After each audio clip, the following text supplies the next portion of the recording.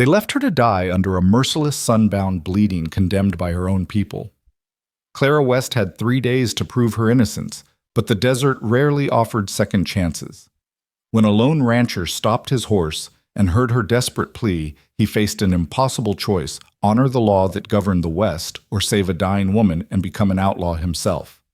What happened next would set the entire territory ablaze. Stay with me until the end of this story and comment what city you're watching from. I want to see how far this tale travels across the world. The desert stretched endlessly in every direction, a sea of sand and scorched earth that shimmered under the brutal afternoon sun. This was the kind of heat that made men question their faith, that turned the sky into hammered brass and the ground into a skillet. Vultures circled lazily overhead, patient as death itself, their shadows flickering across the valley floor like dark omens. In the heart of this godforsaken wasteland, 4 iron stakes jutted from the cracked earth, and bound to them was a woman who had once believed in mercy. Clara West lay spread-eagled under the sun, her wrists and ankles tied with coarse rope that had already chewed through skin and drawn blood. Her dress, once a modest calico pattern of blue flowers, now clung to her body, soaked through with sweat and dust. Her lips were split, encrusted with dried blood, her face burned red and raw. Every breath felt like inhaling fire, every heartbeat like a hammer against her ribs. She had stopped screaming hours ago. Now she could only whisper. "Please," she croaked, her voice barely audible above the wind. "Please, someone." But there was no one. The villagers of Dunridge Hollow had left her here at dawn, and they wouldn't return for 3 days if she survived that long. That was the law. The ancient, terrible law that governed their settlement like an iron fist wrapped in scripture. The law of fire and dust. Judge Malvern himself had pronounced the sentence standing above her in his black coat and wide-brimmed hat, his face like carved stone. "Clara West," he had declared, his voice booming across the gathered crowd, "you stand accused of theft, of betraying the trust of this community, of stealing from the very people who gave you shelter and bread. We have no prison here. We have no gallows. But we have the sun, and the sun does not lie. 3 days you will remain here bound to these stakes. If you are innocent, the Lord will preserve you. If you are guilty, the desert will claim its due. Let God's will be done." She had screamed and screamed until her throat tore, begged until she had no words left. "I didn't steal anything. Please, you have to believe me. I'm innocent. Please." But Judge Malvern had simply turned his back, his boots kicking up dust as he walked away. And one by one the others had followed, merchants and farmers, women she'd known since childhood, men who had tipped their hats to her on Sunday mornings. They had all turned their backs. All except one. Sarah Brennan, the blacksmith's daughter, had hesitated at the edge of the crowd, tears streaming down her weathered face. She had taken a step toward Clara, reaching out, but her father's hand had clamped down on her shoulder, pulling her back. "Don't," he'd growled. "It's the law. We don't question the law." And Sarah had gone, leaving Clara alone with nothing but the sun and the wind and the waiting vultures. That had been how many hours ago Clara couldn't tell anymore. Time had become meaningless, measured only in waves of pain and thirst. Her tongue felt like leather in her mouth. Her vision blurred and doubled the sky above her, seeming to pulse and breathe like a living thing. She thought of her mother dead these 5 years from fever. She thought of her father killed in a mining accident when she was just 15. She thought of the small room she'd rented above the general store, the few dresses hanging in her wardrobe, the Bible on her nightstand that she'd read every night before sleep. What did any of it matter now? The sun climbed higher, and Clara felt herself slipping away, falling into a darkness that felt almost welcoming. At least in the dark, there would be no more pain, no more heat, no more the sound of hoofbeats. At first she thought it was a dream, or perhaps a hallucination born of thirst and desperation.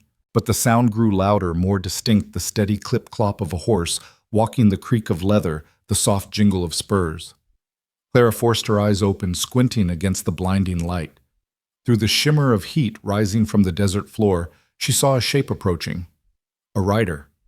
A single rider on a tall horse moving slowly across the sand.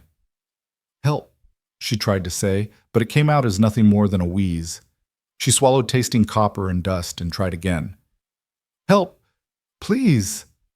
The rider drew closer, and Clara could make out more details now.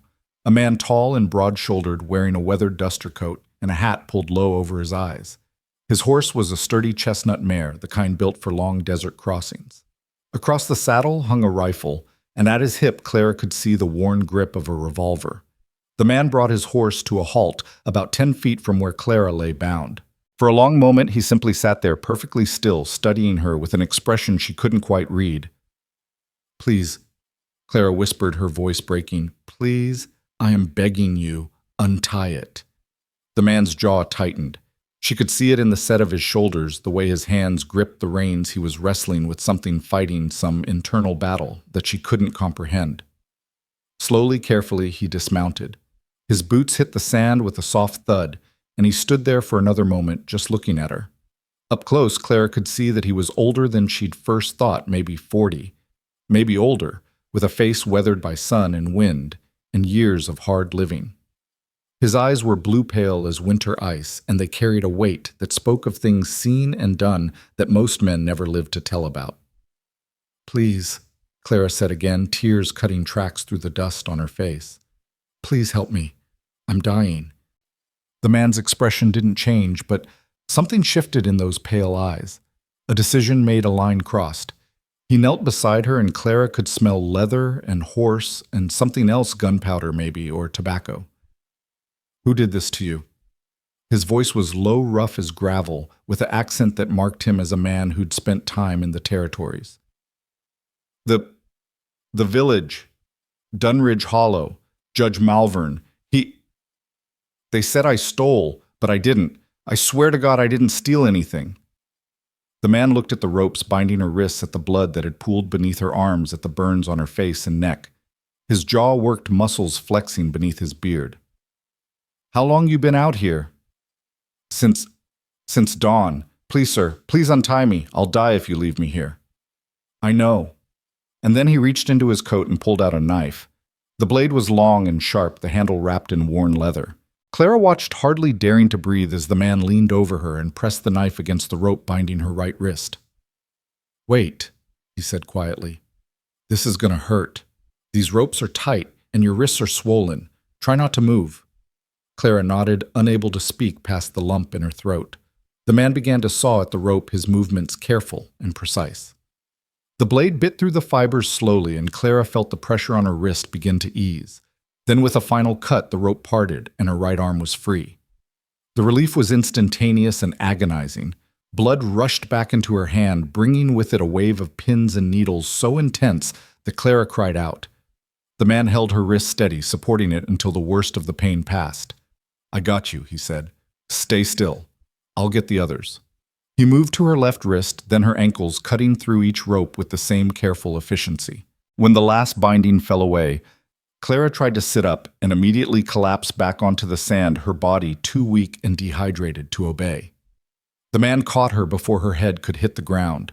His arms slid under her shoulders, and knees lifting her as easily as if she weighed nothing at all. Clara felt herself being cradled against his chest, felt the steady beat of his heart through his coat. "You're safe now," he said, his voice gentler than she would have expected from such a hard-looking man. "I got you." Who are you?" "Name's Gideon Ward. Used to ranch up north before." He trailed off, carried her toward his horse. "Doesn't matter. Right now, we need to get some water in you and find some shade. You're burned bad." He set her down carefully in the shadow of his horse, then reached for his canteen. "Slow sips," he warned, holding it to her lips. "Too much, too fast, and you'll just bring it back up." The water was warm and tasted of metal, but it was the most glorious thing Clara had ever experienced. She drank in small gulps, feeling life begin to seep back into her body. Gideon watched her drink, his expression unreadable. When she'd had enough, he took the canteen back and looked around at the empty desert, at the 4 iron stakes standing like gravestones in the sand. "This punishment," he said, "this law of fire and dust they got you under. I've heard of it. Saw it used during the war down in Texas. Comanche raiders used to do something similar to prisoners." He looked back at her, and there was anger in his eyes now, cold, controlled anger. "Never thought I'd see civilized folk using it on their own." "It's tradition, Clara said weakly. Goes back to the founding of the settlement. Judge Malvern says it's the only justice that's pure. Let God decide guilt or innocence through trial by ordeal. That ain't God deciding, Gideon said flatly. That's just murder with extra steps. Claire wanted to respond, wanted to defend her people, but the words wouldn't come. Because deep down, she knew he was right. She'd known it from the moment they dragged her out here, from the moment she'd felt the ropes bite into her wrists. This wasn't justice. This was cruelty. Can you ride? Gideon asked, already knowing the answer. Clara shook her head weakly. All right, I'll have to carry you then. There's a lined shack about 5 miles north of here, used to be part of the old cattle trail. We can hole up there for the night, get you properly watered and fed. Come morning, we'll figure out what to do next. You can't, Clara said, sudden panic gripping her. You don't understand. If they find out you cut me loose, if Judge Malvern learns what you've done, I know what I've done. Gideon interrupted, his voice quiet but firm. I've broken their law, made myself an outlaw in their eyes. But I've seen enough death in my life, Miss West. I've killed men in war and watched good soldiers die for no damn reason at all. I'm not going to stand by and watch another person die when I can do something to prevent it. Not anymore. He stood brushing sand from his knees and looked toward the north. Besides, he added, a grim smile touching his lips. I've been an outlaw before. Didn't much care for it, but I survived. I'll survive this too. Clara felt tears prick at her eyes again, but these were different from the tears of pain and fear she'd shed earlier. These were tears of gratitude, of overwhelming relief that in a world that had shown her nothing but cruelty, there was still one person willing to help. Thank you, she whispered. Thank you. Gideon didn't respond. He simply gathered her into his arms again and lifted her onto his horse, swinging up behind her and settling her against his chest. His arm wrapped around her waist, holding her steady, and with a click of his tongue, he urged the mare into a walk. As they rode away from the 4 iron stakes, Clara looked back over Gideon's shoulder. The desert stretched behind them, empty and vast, the stakes standing like silent witnesses to what had almost been her death. And on the horizon, barely visible through the heat shimmer, she could see the distant buildings of Dunridge Hollow. Somewhere in that collection of sun-bleached wood and adobe, Judge Malvern was sitting in his office, confident that justice was being served.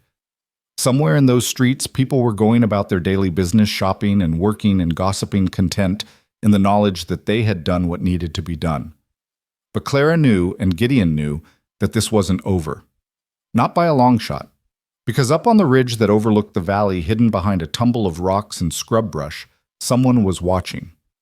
Someone had seen everything. And that someone was already kicking their horse into a gallop, racing back toward Dunridge Hollow, with news that would set the entire territory on fire. The law of fire and dust had been broken, and there would be hell to pay. The line shack was exactly where Gideon remembered it. A squat, weathered structure of adobe and timber, half buried in sand and practically invisible, unless you knew where to look. It had been built decades ago by the old cattle companies back when this stretch of desert had been part of a major drive route. Now it sat abandoned, another relic of a West that was slowly fading away. Gideon helped Clara down from the horse and half-carried her inside. The interior was dim and musty, but blessedly cool after the inferno of the desert. There was a stone fireplace in one corner, a wooden table with 2 rickety chairs, and a narrow bed frame with no mattress, just rope webbing stretched across the wood. It ain't much, Gideon said, lowering Clara onto the bed frame, but it's shelter, and right now shelter's worth more than gold. He left her there and went back outside to tend to his horse, removing the saddle and letting the mare drink from a small spring-fed trough that still held a few inches of water. Then he grabbed his saddlebags and bedroll and returned to the shack. Clara watched as he moved around the small space with practiced efficiency, building a fire in the fireplace, unpacking supplies from his bags, dried beef hardtack, a few cans of beans. He worked in silence, his movements economical and precise, like a man who'd spent years living rough and learned to waste nothing. You said you used to ranch, Clara ventured, her voice still hoarse. What happened? Gideon paused, holding a tin cup of water over the flames. Same thing that happens to a lot of ranchers, he said after a moment. Drought, disease, bad winters. Lost most of my herd 3 years back, lost the rest the year after. Bank took the land, left me with nothing but my horse and my gear and a lot of memories I'd rather forget. I'm sorry. Don't be. I made my choices. Some good, some bad. That's life. He poured the heated water into a cloth and brought it over to her. This is going to sting, but we need to clean those burns and rope cuts before they get infected. Clara gritted her teeth as Gideon gently dabbed at the wounds on her wrists. He'd been right. It stung like hell, like pressing hot coals against raw flesh. But his touch was surprisingly gentle for such a rough-looking man, and Clara found herself studying his face as he worked. There were scars there, thin white lines cutting through his beard, a puckered mark on his temple that might have been from a bullet or a knife. His hands were calloused and scarred too, the knuckles thick and misshapen from breaks that hadn't healed quite right. This was a man who'd lived a hard life, who'd fought and bled and survived things that would have killed softer men. You said you saw this punishment during the war, Clara said, partly to distract herself from the pain. Which war? The big one. The only one that matters out here. Wore Union blue for 4 years, fought from Missouri to Georgia and back again. Saw things no man should see, did things I wish I could forget. He moved to her other wrist, his expression distant. After it was over, I came west. Figured I'd leave all that death and destruction behind, start fresh. Ranch some cattle, maybe find a wife, build something worth having. But it didn't work out. No, ma'am. It didn't. He finished cleaning her wounds and sat back on his heels. But then again, nothing ever works out quite the way you plan. You just keep moving forward, keep putting one foot in front of the other, and hope that somewhere down the line things get better. Clara looked at him for a long moment, this weathered stranger who'd saved her life. Why did you help me? She asked quietly. You didn't have to. You could have ridden right past, could have told yourself it wasn't your problem. Why risk everything to help someone you don't even know? Gideon was silent for so long that Clara thought he wasn't going to answer. Then he stood, walked to the window, and stared out at the darkening desert. During the war, he said finally, I was part of a cavalry unit that got caught in an ambush down in Arkansas. Confederate guerrillas mean bastards who didn't play by any rules. They killed most of my unit, took the rest of us prisoner. And they did to us what those people in Dunridge did to you. Staked us out in a field under the summer sun, said they'd let God decide if we lived or died. Clara's breath caught. What happened? 5 men died. 5 good men who'd survived battles and bullets and disease, who'd made it through hell itself only to die tied to stakes in some godforsaken field. Gideon's hand curled into a fist against the window frame. I was one of the lucky ones. A Union patrol found us on the second day, cut us loose. But I had to lie there and listen to those men die one by one, begging for water, begging for mercy, begging for someone to just put a bullet in their heads and end it. He turned back to face Clara, and his eyes were haunted. I swore that day that if I ever saw someone suffering that way again, I'd do something about it. Wouldn't matter who they were, what they'd done, whether they were guilty or innocent. Nobody deserves to die like that. Nobody. Clara felt fresh tears sliding down her cheeks. I didn't steal anything, she whispered. I swear to you, I'm innocent. I would never— I believe you, Gideon said simply. But even if you had stolen something, you still wouldn't deserve that punishment. There's stealing, and then there's torture. And what they did to you, what they're still doing to people in that town, that's torture plain and simple. That's evil, dressed up as justice. He came back to her side and handed her a piece of dried beef. Eat this slow. Your stomach's probably close to empty and you don't want to make yourself sick. I'll heat up some beans in a bit, get some real food in you. Clara took the beef and chewed slowly, letting the salt and meat revive her further. As she ate, she found herself thinking about Dunridge Hollow, about the people she'd known all her life. They weren't evil people. Most of them were good, hard-working folks who went to church on Sundays and helped their neighbors and raised their children to be decent human beings. But they'd all turned their backs on her. They'd all walked away. How did this happen? She said aloud, not really expecting an answer. How did good people convince themselves that this was right?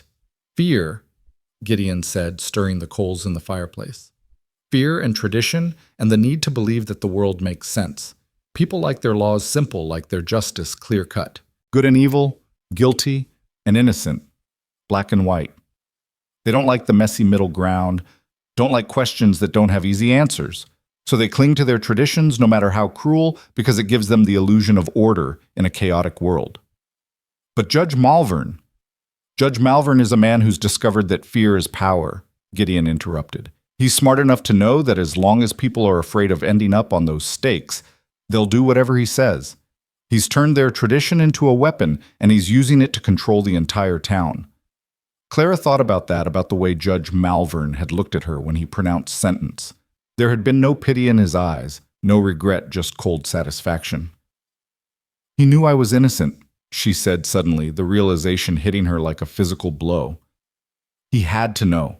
The theft he accused me of money from the general stores till I wasn't even working that day. I was homesick with a fever and Sarah Brennan brought me soup. She could testify that I never left my room. Did she? She tried, but the judge said her testimony was suspect because we were friends. Clara's hands clenched into fists. He didn't want the truth. He wanted a scapegoat. He wanted to remind everyone what happens when you cross him. Why you? Gideon asked. What did you do to get on his bad side? Clara laughed bitterly. I questioned him. 3 weeks ago at a town meeting, I asked where the money from the railroad contract had gone. The company paid Dunridge $5,000 for the right to build a water stop on our land, but none of that money ever made it into the town treasury. When I asked about it, the judge said it had been spent on necessary improvements and that the records were sealed. I pushed back, said we deserved to see those records. And She trailed off, remembering the way Judge Malvern had looked at her across that crowded meeting hall, the cold fury in his eyes, the tight smile on his lips. 2 days later, she continued, the money went missing from the general store, and suddenly I was the thief. Funny how that worked out. Gideon nodded slowly. So he's not just cruel. He's corrupt. And you got too close to the truth. Yes. And now I'm supposed to be dead, and he's supposed to be $5,000 richer, and nobody in Dunridge will ever question him again. Except you're not dead. Gideon placed a tin plate with warmed beans in front of her. And that's going to be a problem for him. Clara looked up at him, fear creeping back into her chest. He'll come after you, after us. He'll send his men. Let him. Gideon's voice was calm, almost casual, but there was steel underneath. I've faced worse than a crooked judge and his hired guns. And if they want to fight, I'll give them one they won't forget. You can't fight the whole town. Won't have to fight the whole town. Just the men dumb enough to follow Malvern's orders. And from what you've told me, sounds like most folks in Dunridge are more scared than loyal. Fear makes poor soldiers. He sat down across from her, his own plate balanced on his knee. Besides, he added, we're not going to fight if we can help it. Fighting's messy and innocent people get hurt. What we need is evidence. Proof that Malvern's been stealing from the town. Get that, and the people will turn on him without us having to fire a shot. The records are sealed. He keeps them in his office and nobody's allowed in there without his permission. Then we'll have to get creative. Gideon smiled, and for the first time Clara saw a hint of the man he might have been before the war, before the hardship and loss. I've broken into a few places in my time. One more won't hurt. They ate in companionable silence as the last light faded from the sky outside. Through the small window, Clara could see stars beginning to appear, bright, hard points of light in the vast darkness. The desert night was falling, bringing with it a coolness that was almost shocking after the brutal heat of the day. Clara felt exhaustion pulling at her, felt her eyelids growing heavy. The food and water had helped, but her body had been through trauma, and it was demanding rest. Sleep, Gideon said, seeing her struggle to stay awake. I'll keep watch. We're safe here for tonight, but come morning we need to figure out our next move. Will you be all right? Clara asked, already lying back on the bed frame. Gideon had spread his bedroll over the ropes, making it moderately comfortable. I've gone longer without sleep. Don't worry about me.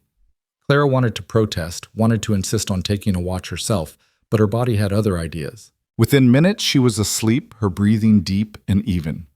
Gideon sat by the window, his rifle across his knees, and watched the desert night. The moon rose, painting everything in shades of silver and shadow. Somewhere out there in Dunridge Hollow, Judge Malvern was learning that his sentence hadn't been carried out.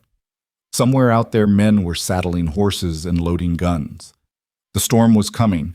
Gideon could feel it the way old soldiers always could, that tightness in the air, that electric tension that preceded violence. But for tonight, at least, they were safe. For tonight, Clara could rest and heal, and tomorrow they'd figure out how to bring down a corrupt judge and his reign of terror. Gideon checked his revolver, counting the bullets. 6 shots. He hoped that would be enough. But something told him it wouldn't be. Dawn came slowly to the desert, bleeding red and gold across the horizon like a wound opening in the sky. Gideon had watched it rise, his body still and alert. Despite a sleepless night, his mind already calculating distances and possibilities. Behind him, Clara stirred on the makeshift bed, groaning softly, as consciousness brought with it a renewed awareness of her injuries.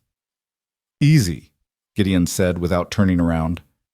"Don't try to move too fast, your body's been through hell." Clara pushed herself up on her elbows, wincing. Every muscle screamed in protest, every joint felt swollen and stiff, but she was alive. Against all odds, impossibly, she was alive. "How long was I asleep?" 6, maybe 7 hours. Sun's just coming up now." Gideon finally turned to face her, and Clara could see the exhaustion etched into his features. His eyes were red-rimmed, his face drawn. "I've got coffee on. It's weak and it tastes like dirt, but it's hot and it'll wake you up."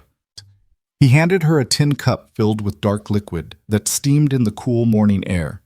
Clara wrapped her damaged hands around it carefully, savoring the warmth. The first sip was bitter and strong, but it sent life coursing through her veins. "Did you see anyone?" "Not yet, but they're coming." Gideon moved back to the window, his rifle never far from reach. "I spotted dust on the horizon about an hour ago, riders moving fast. They turned east, probably circling around to cut off escape routes. Judge Malvern's not stupid, he knows this is the closest shelter to where you were staked out. He'll have men checking every line shack, every water hole, every place someone might hole up." Clara felt her stomach clench with fear. "Then we need to leave, now, before they find us." "No." Gideon's voice was firm. "We leave now. We're exposed on open ground. They'll spot us from miles away, run us down before noon. Our best chance is to let them search this place. Let them think we moved on, then double back after they pass through. You want to hide here while they search? I want us to be smart." Gideon knelt beside his saddlebags, pulling out ammunition and checking his weapons with practiced efficiency. This shack's got a root cellar underneath, built for storing supplies during the cattle drives. Openings hidden under that rug in the corner. We get down there before they arrive, stay quiet, and we've got a chance. Clara looked at the frayed rug he'd indicated, her heart hammering. The thought of hiding underground, cramped and dark, while armed men searched above them, made her throat tight with panic. But the thought of running across open desert with Judge Malvern's men in pursuit was worse. "All right," she said quietly. "When do we go down?" "Soon. Finish that coffee, eat something if you can. We might be down there for hours." Gideon pulled up the rug, revealing a wooden trapdoor set flush with the adobe floor. The hinges creaked as he lifted it, exposing a ladder that descended into darkness. "It's not deep, maybe 8 feet. There's enough room to sit, but not to stand. And it's going to be cold." Clara nodded, forcing herself to eat a piece of hardtack despite the nausea churning in her stomach. As she chewed, she watched Gideon methodically erase signs of their presence, scattering the ashes in the fireplace, moving the furniture back to positions that suggested long abandonment, even sweeping away boot prints with a branch. "You've done this before," she observed. "More times than I care to count. During the war, half of survival was knowing how to disappear." He glanced at her, something almost like a smile touching his lips. "The Confederates got good at tracking, but they never could find someone who really knew how to hide. Learned that the hard way a few times." "You miss it, the war?" The question came out before Clara could stop it, and she immediately regretted asking. But Gideon didn't seem offended. He just stood there for a moment, staring at nothing, his expression distant. "I miss the clarity of it," he said finally. "Knowing exactly who the enemy was, knowing what I was fighting for. Everything was simple, us against them, blue against gray, freedom against slavery. The cause was just even if the methods were brutal."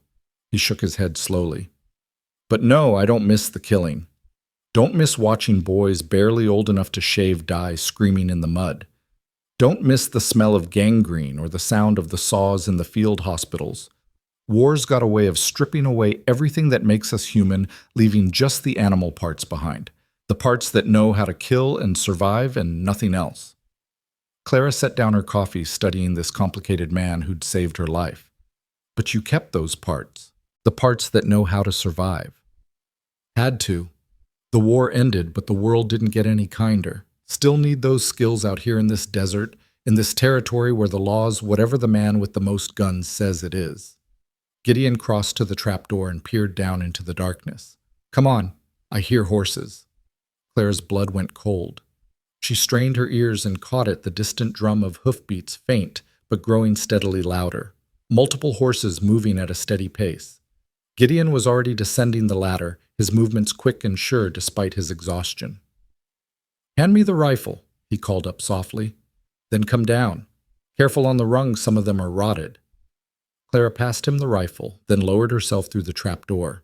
The ladder creaked ominously under her weight, and she could feel one rung flex alarmingly, but it held. She climbed down into cool darkness that smelled of earth and old wood and something else, mice maybe, or pack rats. Gideon's hand steadied her as she reached the bottom. The cellar was exactly as he'd described, a roughly rectangular space carved from the earth, maybe 8 feet deep and 10 feet across. The ceiling was so low that even sitting down Clara's head almost brushed the wooden beams above.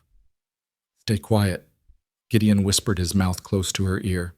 No matter what you hear up there, don't make a sound. Can you do that? Clara nodded, though in the darkness he couldn't see it. She felt him move away, heard the soft rustle of cloth as he positioned himself near the ladder. Then came the creak of the trapdoor being lowered from above, and they were plunged into absolute blackness. The sound of hoofbeats grew louder, then stopped. Clara counted them in her head, 4 horses, maybe 5. Footsteps on the ground outside, heavy boots crunching on sand and gravel. Men's voices, low and indistinct. Looks abandoned. Someone said the words, filtering down through the floorboards above. Hasn't been used in years by the look of it. Check inside anyway. This voice was different. Older, harder, with an edge of authority. Judge wants every place searched. He's offering $500 to whoever brings the girl back, dead or alive. Clara's hand flew to her mouth, stifling a gasp. $500. That was more money than most men in these territories saw in 5 years. For that kind of reward, men would search every inch of every building within 50 miles. The door creaked open above them. Footsteps crossed the floor, slow and deliberate. Through gaps in the floorboards, Clara could see slivers of movement. Shadows passing back and forth, the gleam of morning light on metal. Nothing here, the first voice said. Place is picked clean. Whoever used it last didn't leave anything behind. Check for tracks, boot prints, horse droppings, anything that says someone's been here recent. More footsteps circling the room. Clara held her breath, pressing herself against the earthen wall of the cellar. Beside her, she could sense Gideon's absolute stillness, could feel the tension radiating from him like heat. His hand rested on the grip of his revolver, ready. Got some ashes in the fireplace, a third voice called out. Could be recent, could be old, hard to tell. Feel them. Are they warm? A pause. Clara's heart hammered so hard she was certain they'd hear it through the floorboards. Cold, dead cold. Hasn't been a fire here in days at least, maybe weeks. The footsteps moved toward the corner where the rug had been. Clara's breath caught. If they found the trap door, if they opened it. What about that rug? Looks like it's been moved. Everything in here looks like it's been moved. Place is falling apart. But the footsteps came closer and Clara heard the scrape of the rug being dragged aside. Huh. There's a trap door here. Gideon's hand tightened on his gun. In the darkness, Clara felt him shift position, preparing himself. If that door opened, there would be violence. There would be blood. Root cellar, probably, the authoritative voice said. Open it. The trapdoor creaked and a sliver of light appeared above them, widening as the door was lifted. Clara could see a man's silhouette against the morning sky, could see the barrel of a rifle pointing down into the darkness.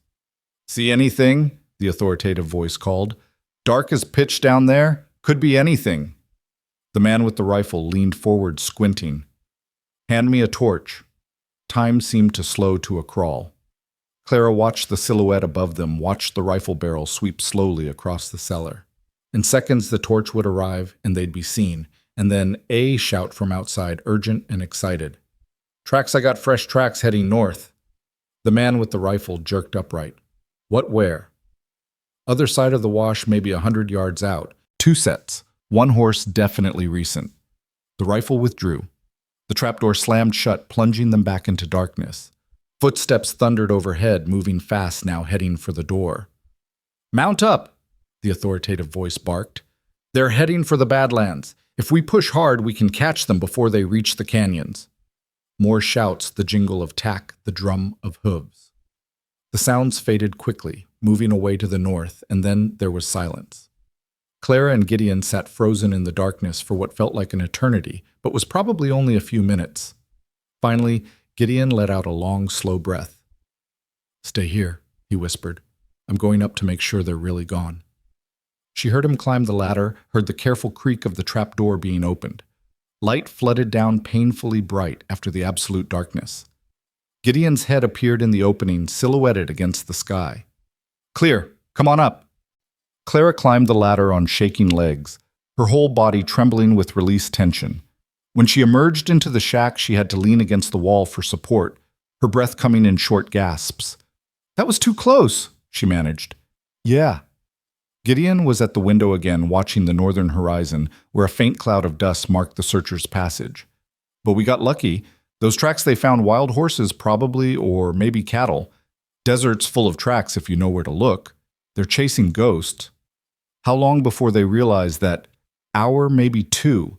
Then they'll double back, spread out search more carefully." Gideon turned from the window, his expression grim. "Which means we need to move now while they're out of position. We can't go north, that's where they're headed. Can't go back south toward Dunridge, that leaves east or west." "What's to the east?" "Badlands. Rough country, hard to cross, harder to track someone through. But there's no water, no shelter, nothing but rocks and snakes and heat." He paused. "What's to the west?" Clara thought back to her childhood, to the maps she'd seen in the schoolhouse, to the stories travelers had told. "Mesa Verde may be 30 miles as the crow flies. There's a settlement there, smaller than Dunridge, but it's got a telegraph office, and a marshal." Gideon's eyebrows rose. "A real marshal? Not just some town sheriff on Judge Malvern's payroll." "Federal marshal, appointed by the territorial governor. His jurisdiction covers the whole region." Clara felt a spark of hope kindle in her chest. If we could reach him, tell him what Malvern's been doing, he'd have the authority to investigate, maybe even arrest Malvern and his cronies. Gideon nodded slowly. "It's a long shot. 30 miles through desert with armed men hunting us, and no guarantee this marshal will believe us over a sitting judge. It's better than hiding in cellars and running forever." "You're right about that." Gideon moved to his saddlebags, began repacking supplies. "All right, we make for Mesa Verde. We'll have to move fast and stay off the main trails. Stick to the arroyos and dry washes where our tracks won't show as clear. With luck, we can cover 15 miles by nightfall, find a place to rest, then push on at first light." "Your horse," Clara said suddenly. "She can't carry both of us that far, not through this heat." "She's tougher than she looks. Carried me through worse." But Gideon's expression was troubled. He knew Clara was right. 30 miles double-loaded in desert heat was asking a lot, even of a strong horse.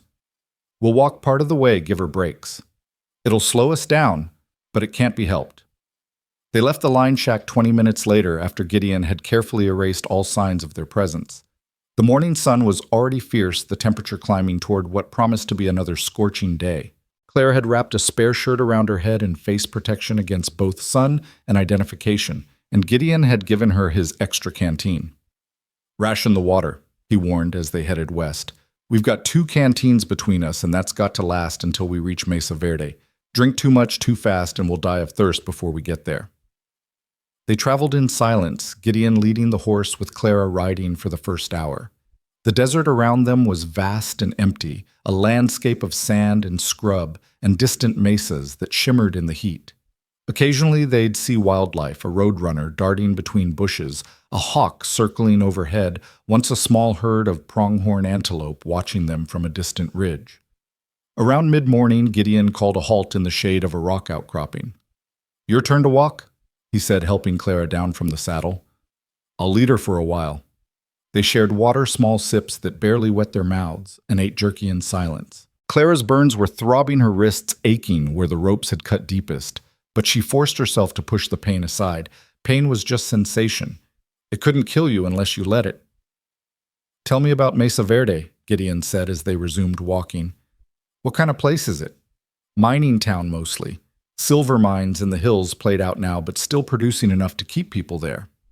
Last I heard, population was maybe 200 mostly Mexican families, and some Chinese workers left over from the railroad days. The marshal's office is there because it's the biggest settlement in the western half of the territory." "You've been there before." "Once with my father years ago. We went to buy supplies that Dunridge didn't stock. I remember it being dusty and loud and full of people speaking languages I didn't understand. I was maybe 12 years old, thought it was the most exciting place in the world." Clara smiled at the memory. "Seems silly now." "Nothing silly about it. When you're young, everywhere seems exciting. It's only when you get older that you realize most places are the same, just different arrangements of dirt and wood and people trying to survive." They walked on the sun climbing higher, the heat becoming oppressive. By noon, both of them were soaked with sweat, their clothes clinging to their bodies. Gideon's horse plodded along patiently, her head low, her breathing steady, but labored. It was Clara who spotted the dust cloud first, far behind them to the east. "Gideon," she said quietly, pointing. He turned, shading his eyes against the glare. The dust was thin and scattered, but it was definitely there, multiple riders moving in a search pattern.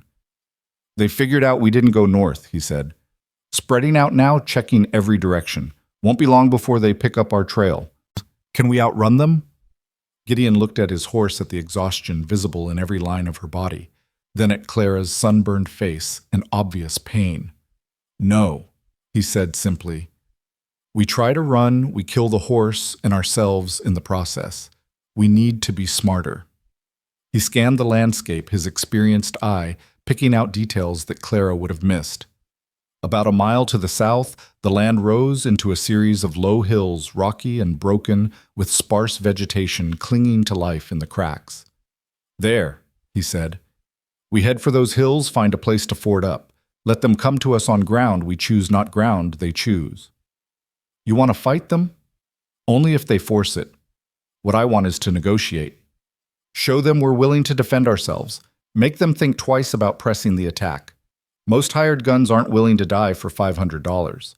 They'll talk before they'll fight if given the chance." Clara wasn't sure she believed that, but she had no better plan. They turned south, angling toward the hills, moving as fast as the horse and their own exhaustion would allow. Behind them, the dust cloud grew larger, splitting into smaller clouds as the searchers fanned out. They reached the hills with perhaps 20 minutes to spare. Gideon led them into a narrow ravine that cut between two rocky slopes, a natural defensive position, with good sight lines and limited approaches. At the end of the ravine, a tumble of boulders created a rough barrier, and behind these Gideon positioned them. "Stay down and stay quiet," he said, checking his rifle and revolver. "When they get close, let me do the talking. And Clara." He looked at her seriously. "If shooting starts, you get down behind these rocks, and you don't move. You understand? You do not try to help. Do not try to fight. You just stay alive." "I'm not helpless," Clara protested, some of her old spirit returning. "I can shoot. My father taught me." "I'm sure you can, but these men are professionals, or close enough. They've killed before and they'll kill again without hesitation. You haven't. That difference gets people dead real fast." His voice softened slightly. "I'm not questioning your courage. I'm trying to keep you alive." Clara wanted to argue, but the sound of approaching hoofbeats cut her short. They were coming fast now, 4 or 5 riders by the sound of it following the trail directly to the ravine. Gideon moved to the edge of the boulder barricade, his rifle trained on the ravine entrance. "Remember," he said quietly, "stay down." The riders appeared at the mouth of the ravine, 4 men on horseback, all armed, all scanning the rocks with the wariness of experienced hunters. They stopped about 50 yards out, their horses stamping and snorting. The man in front was the same one who'd given orders at the line shack, older, maybe 50, with a gray beard and hard eyes. He wore a deputy's star pinned to his vest, tarnished and dull in the sunlight. "Gideon Ward," He called out, his voice echoing off the rocks.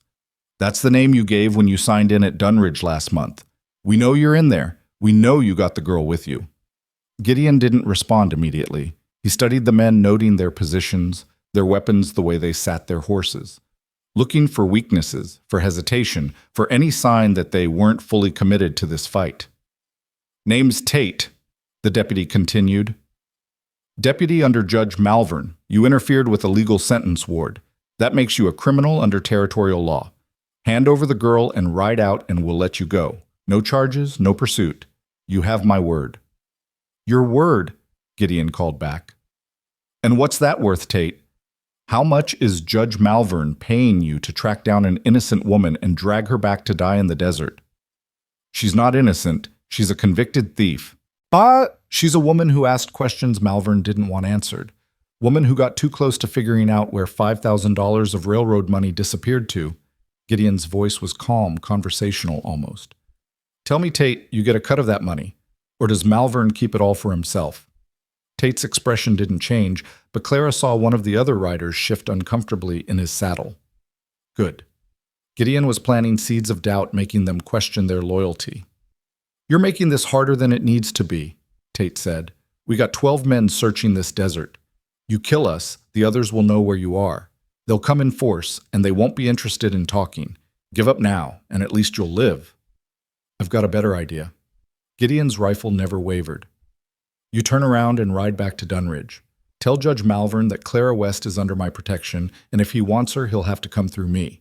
Tell him I'm a veteran of the Union Cavalry, that I've killed more men than he's got hairs in his beard, and that I don't take kindly to corrupt judges who torture innocent women.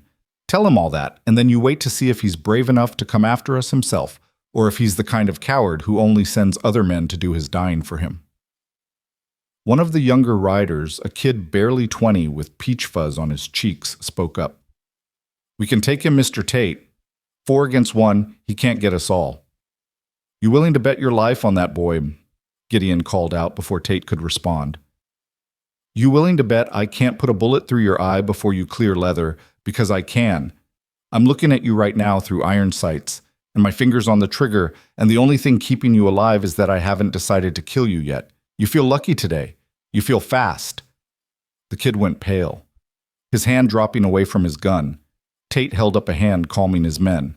You're good, Ward. I'll give you that. Good with words, probably good with that rifle. But you're one man protecting a woman who can't fight. You can't stay alert forever. You can't watch every direction at once. Sooner or later, you'll slip and we'll be there. Maybe. Gideon's tone didn't change. Or maybe I'll make it to Mesa Verde and have a long talk with Marshal Hendricks. Maybe I'll tell him about Judge Malvern's stolen money and his torture sentences. Maybe the marshal will be real interested in conducting an investigation. What do you think happens to corrupt deputies when federal marshals come calling Tate? You think Malvern will protect you, or you think he'll throw you to the wolves to save his own skin? For the first time, Tate's expression wavered. Clara saw it, a flicker of uncertainty, of fear. These men weren't loyal. They were hired, and hired men could be swayed.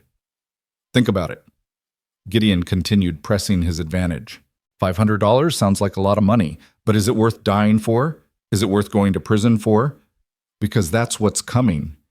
If you keep following Malvern's orders, federal prison, maybe territorial prison if you're lucky. Either way, you'll spend the rest of your life behind bars, and for what? For a man who doesn't give a damn whether you live or die as long as he keeps his secrets buried. Tate was silent for a long moment, his jaw working. Then he gathered his reins and turned his horse. This isn't over, he said. We'll be watching the trails, watching the water holes. You make for Mesa Verde, we'll know. And next time, we won't be talking. Next time, Gideon replied quietly, I won't be giving warnings. The 4 riders turned and cantered away their horses, kicking up dust as they retreated. Clara and Gideon watched until they were out of sight, until even the sound of hoofbeats had faded into silence. Only then did Gideon lower his rifle. His hands were shaking slightly, the aftermath of adrenaline, Clara realized. Even this hard-experienced man felt fear. You handled that well, she said. Handled it the only way I could. Fighting 4 armed men in open ground would have been suicide. He turned to look at her, and his expression was grim. But Tate was right about one thing. This isn't over. Malvern's got men all over this desert now, and they'll be watching every route to Mesa Verde. Getting through is going to be a hell of a lot harder than I thought. So what do we do? Gideon was quiet for a moment, thinking. Then he smiled a hard, dangerous smile that didn't reach his eyes. We don't go to Mesa Verde. Not directly. We go somewhere else first. Somewhere they won't expect, somewhere we can gather evidence that'll bury Malvern for good. Where? So we're at Dunridge Hollow, Gideon said. We go back to Dunridge. Clara stared at Gideon as if he'd lost his mind. Back to Dunridge. Are you insane? That's exactly where they expect us to be, where they'll be watching closest. We'd be walking straight into Malvern's hands. Which is precisely why it'll work. Gideon was already moving, gathering their supplies and checking the horse. They've got men searching every route out of here, watching every trail to Mesa Verde, every waterhole between here and civilization. But they won't be watching Dunridge itself. Why would they? Nobody's stupid enough to go back there. Because nobody is that stupid, Clara insisted, following him as he led the horse out of the ravine. Gideon, listen to me. That town wants me dead. Judge Malvern has convinced them I'm a thief, a criminal. If they see me, they'll do nothing because we're not going in through the front door in broad daylight. Gideon stopped and turned to face her, his expression serious but not unkind. Clara, what we need more than anything right now is proof. Hard evidence that Malvern's been stealing from the town treasury. You said those records are kept in his office. Yes, but they're locked up, sealed. Nobody gets in there without his permission. I know, which means we go in when he's not there. We break and find those records and we take them to Marshal Hendricks in Mesa Verde. With real evidence, a federal marshal has to investigate. Without it, we're just two people making accusations against a sitting judge. Who do you think Hendricks will believe? Clara wanted to argue, wanted to find some flaw in his logic, but she couldn't. He was right. Without proof, they had nothing. Her word against Judge Malvern's, and in the territories a judge's word, carried the weight of law itself. All right, she said finally, her voice barely above a whisper. Say we make it to Dunridge without being seen. Say we somehow get into Malvern's office and find these records. Then what? We're still trapped in a town full of people who want me dead with armed men between us and Mesa Verde. Then we don't go to Mesa Verde. We go south to the railroad. There's a water stop about 20 miles below Dunridge train, comes through twice a day heading east to Santa Fe. We get on that train, we're out of Malvern's jurisdiction before he even knows what happened. It was audacious. It was dangerous. It was probably the only chance they had. When do we leave? Clara asked. Gideon smiled that same hard smile from before. Soon as the sun goes down. We travel by night, stick to the high ground where we can see anyone coming. With luck, we'll reach Dunridge by dawn hole up somewhere until full dark, then make our move. They spent the afternoon hidden in the ravine, conserving their strength and water. Gideon slept for a few hours, trusting Clara to keep watch. Though she noticed he woke at the slightest sound, a lizard scuttling across rocks, a bird calling in the distance. The sleep of a man who'd learned long ago that deep sleep could get you killed.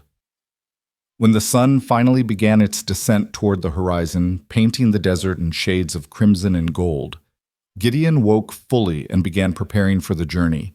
He checked his weapons again, distributed what little food they had left, and gave the horse a careful inspection. She's tired, he said, running his hand along the mare's flank. But she'll make it. Horses are tougher than people give them credit for. He looked at Clara, his expression softening. How are you holding up? And I want the truth, not what you think I want to hear. Clara considered lying, then decided against it. I hurt everywhere. The burns are worse than they were this morning. I think they're starting to blister. My wrists feel like they're on fire every time I move my hands, and I'm so thirsty I could drink that entire canteen and still want more. That's honest. I appreciate that. Gideon pulled a small tin from his saddlebag and handed it to her. This is salve. Camphor and lanolin mostly. Put it on those burns, it'll help with the pain and keep them from getting infected. And take another drink of water. Small sips, but take it. We've got enough to make Dunridge if we're careful. Clara applied the salve, wincing as it stung the raw skin, then gradually feeling a cooling relief spread across the burns. It wasn't much, but it was something. Small mercies, she thought. In a situation like this, you learn to be grateful for small mercies. As twilight deepened into true darkness, they set out. Gideon led the way on foot, leading the horse with Clara mounted behind him. The desert at night was a different world, entirely cool air, replacing the day's brutal heat stars, appearing in impossible numbers overhead, the moon rising full and bright enough to cast shadows. They moved slowly, carefully, following dry washes and staying off the ridgelines where their silhouettes might be visible for miles. Occasionally, Gideon would stop listening, watching his every sense attuned to potential danger. Once they heard distant voices and froze until the sounds faded. Another time, they saw a campfire perhaps 2 miles away and made a wide detour to avoid it. "Malvern's got more men out here than I thought," Gideon murmured as they watched the distant fire. "He's serious about getting you back. Question is why? If you're supposed to be dead anyway, why work so hard to recapture you?" "Because I'm not dead," Clara said, understanding dawning. "Because I survived, and that makes his entire system look weak. The law of fire and dust is supposed to be absolute infallible. If people see that someone can survive it, that someone can be rescued from it, then the whole thing loses its power. Malvern can't allow that. It's more than that, though. You're a witness to his corruption. You asked the right questions, saw the right connections. If you make it to a federal marshal, if you testify, Malvern doesn't just lose his authority, he loses everything. His position, his freedom, maybe his life. Men will kill for a lot less than that." They pressed on through the darkness, the miles passing beneath the horses' steady hooves. Clara found herself dozing despite her fear, lulled by the rhythmic movement and the exhaustion that had soaked into her bones. She'd jerk awake periodically disoriented before remembering where she was and why. Around midnight, Gideon called a halt near a small seep spring, barely more than a trickle of water, emerging from between 2 rocks, but enough to refill their canteens and let the horse drink. They rested for an hour, sitting back to back in the darkness, watching different directions. "Tell me about your family," Gideon said quietly. "You said your parents were dead. Anyone else? Brothers, sisters, cousins?" "No one. I was an only child, and both my parents were the same. No extended family, at least none that I know of." Clara leaned her head back against Gideon's shoulder, too tired to care about propriety. "I used to think that made me unlucky. Now I'm grateful. At least there's no one in Dunridge who'll suffer because of what I'm doing. No friends either. That's Sarah you mentioned. Sarah will be all right. Her father keeps her on a tight leash, but he's not cruel. She'll grieve for me thinking I died out there on those stakes, but she'll move on. She's got a young man courting her, a farmer from the next valley over. They'll marry, have children, live their lives." Claire's voice caught slightly. "Maybe that's for the best. Maybe it's better if everyone thinks I'm dead." "You can't think like that. We get through this, you'll have your life back. Maybe not in Dunridge, but somewhere. You're young, Clara. You've got decades ahead of you. Doing what I'm a thief in the eyes of everyone who knew me.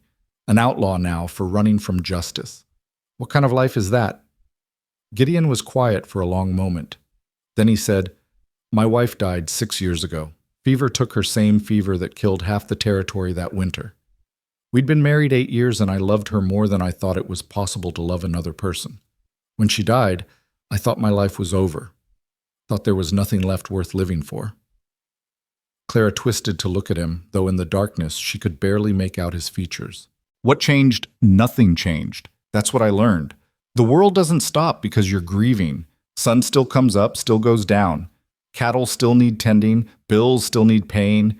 You can lie down and die, or you can keep putting one foot in front of the other and see where the road takes you. I chose to keep walking, lost the ranch, eventually lost pretty much everything except my horse and my dignity. But I'm still here, still breathing, still seeing sunrises, still finding reasons to keep going. And that's enough. Just surviving. Some days, yes. Some days just surviving is a victory. Other days you find moments of something more. A good meal, a cool breeze, a stranger's kindness. You string enough of those moments together and eventually you realize you're not just surviving anymore. You're living." He paused. "What I'm saying is, don't write off your future just yet. You don't know what's waiting around the corner. None of us do." They resumed their journey shortly after pushing on through the darkness toward Dunridge. The terrain became more familiar to Clara. As they drew closer, she recognized the shape of certain mesas. the configuration of rock formations she'd seen countless times. This was the country she'd grown up in, the land she'd thought she'd known as well as her own face. Now it felt alien and threatening, full of shadows and dangers. Dawn was breaking when they finally caught sight of Dunridge Hollow in the distance, the buildings emerging from the gloom like bones rising from the earth. The town was small, perhaps 40 structures in all, a main street with the general store, saloon, and courthouse then radiating outward in rough circles, the homes and workshops and barns that housed maybe 200 souls. Gideon reined in on a low rise about a mile from town, studying the layout with a tactical eye. Where's Malvern's office? The courthouse Main Street eastern end. Two-story building, his office is on the second-floor corner room with windows facing both the street and the side alley. And the records, where exactly? There's a safe in his office built into the wall behind his desk. That's where he keeps everything important. Deeds contracts, the town treasury books. Gideon's expression grew skeptical. A safe. You didn't mention a safe before. I didn't think we'd actually be trying to break into it, Clara shot back. Gideon, I don't know how to crack a safe. Do you? No, but I know how to blow one open if I have to. He saw her horrified expression and held up a hand. Last resort, very last resort. Dynamite tends to attract attention. We'll try other methods first. Like what? Like looking for the combination. Men who use safes usually write down the combination somewhere nearby, hidden but accessible. They tell themselves they'll remember, but they never do, so they write it down. Under a desk drawer, behind a picture frame carved into the underside of a chair. We search the office top to bottom before we start thinking about explosives. Clara felt a headache building behind her eyes. This plan, which had seemed merely dangerous before now, seemed completely insane. Breaking into a judge's office was one thing. Cracking a safe was another entirely. But what choice did they have? Gideon dismounted and helped Clara down, then led them toward a cluster of rocks and scrub brush about a quarter-mile from the town's edge. We'll hide here today, get some rest, watch the patterns of the town, see who comes and goes when people are most active when they're not. Come nightfall, we move in. They settled into a small depression between the rocks just large enough for the two of them and the horse. Gideon spread his bedroll and insisted Clara take it, then positioned himself at the edge where he could see the town without being seen. Clara tried to sleep but found it impossible. Every time she closed her eyes, she saw Judge Malvern's cold face, heard his voice pronouncing sentence. She saw the townspeople turning their backs, saw Sarah Brennan being pulled away by her father. She felt the ropes cutting into her wrists, felt the sun beating down like the wrath of God himself. I can hear you thinking from here, Gideon said without turning around. You need to rest, Clara. Tonight's going to be hard enough without you being exhausted. I can't stop thinking about what happens if we fail, if we get caught. Then we don't get caught. That's not a plan, that's wishful thinking. Now Gideon did turn to look at her, and his expression was serious. You're right, it is wishful thinking, but sometimes that's all you've got. During the war, I was in situations where the odds of survival were so slim they weren't worth calculating. Times when the only thing that kept me moving forward was the stubborn belief that somehow, some way I was going to make it through. Was that rational? No. Was it realistic? Probably not. But I'm here, aren't I? Still breathing, still fighting, wishful thinking kept me alive. Or maybe you were just lucky. Maybe. But I found that luck tends to favor people who refuse to give up. People who keep pushing, keep trying even when everything looks hopeless. He held her gaze. You didn't give up out there on those stakes. You could have. You could have just closed your eyes and let go, let the desert take you. But you didn't. You kept fighting, kept calling for help right up until I arrived. That's not luck, Clara. That's strength. Clara felt tears prick her eyes, but refused to let them fall. I don't feel strong. I feel terrified. Being terrified doesn't mean you're not strong. Hell, I'm terrified right now. Only a fool wouldn't be. But we do it anyway. That's what courage is, being scared out of your mind and doing what needs to be done anyway. As the sun climbed higher and the town below came to life, they took turns watching and resting. Clara observed the patterns Gideon had mentioned, the early morning activity as people headed to work, the quieter midday hours. The burst of activity again in the evening as folks finished their daily labor. She saw people she recognized. There was Samuel Brennan, Sarah's father, opening his blacksmith shop. There was Mrs. Chen, who ran the laundry. There was old Pastor Morrison making his way to the church for midday prayers. All of them going about their business as if nothing had changed, as if they hadn't participated in attempted murder just days ago. The sight of them filled Clara with a mixture of emotions, anger, betrayal, but also a strange sadness. These were her people. She'd grown up among them, worshipped with them, celebrated holidays, and mourned losses alongside them. And they turned on her without hesitation, without even listening to her defense. What did that say about human nature? What did it say about the fragility of civilization that good people could become complicit in evil so easily? "Don't torture yourself," Gideon said, reading her expression. "Fear makes people do terrible things. It doesn't excuse them, but it explains them. And maybe if we succeed tonight, some of them will realize what they've done. Maybe they'll find the courage to stand up to Malvern. Maybe not. Either way, that's their burden to carry, not yours." Late afternoon brought an unexpected development. A rider came thundering into town from the north, his horse lathered and exhausted. Even from their distant vantage point, Clara could see the urgency in the way he dismounted and ran into the courthouse. "That's one of Deputy Tate's men," she said, recognizing the horse, if not the rider. "Something's happened." 10 minutes later, a group of men emerged from the courthouse. Judge Malvern himself, unmistakable in his black coat and hat, along with Deputy Tate and several others. They gathered in the street, and even though Clara couldn't hear the words, she could see the animated gestures, the obvious argument taking place. "They're organizing another search party," Gideon observed. "Bigger this time. Malvern's committing more resources." Clara watched as more men joined the group, shopkeepers, farmers, drifters, looking for the reward money.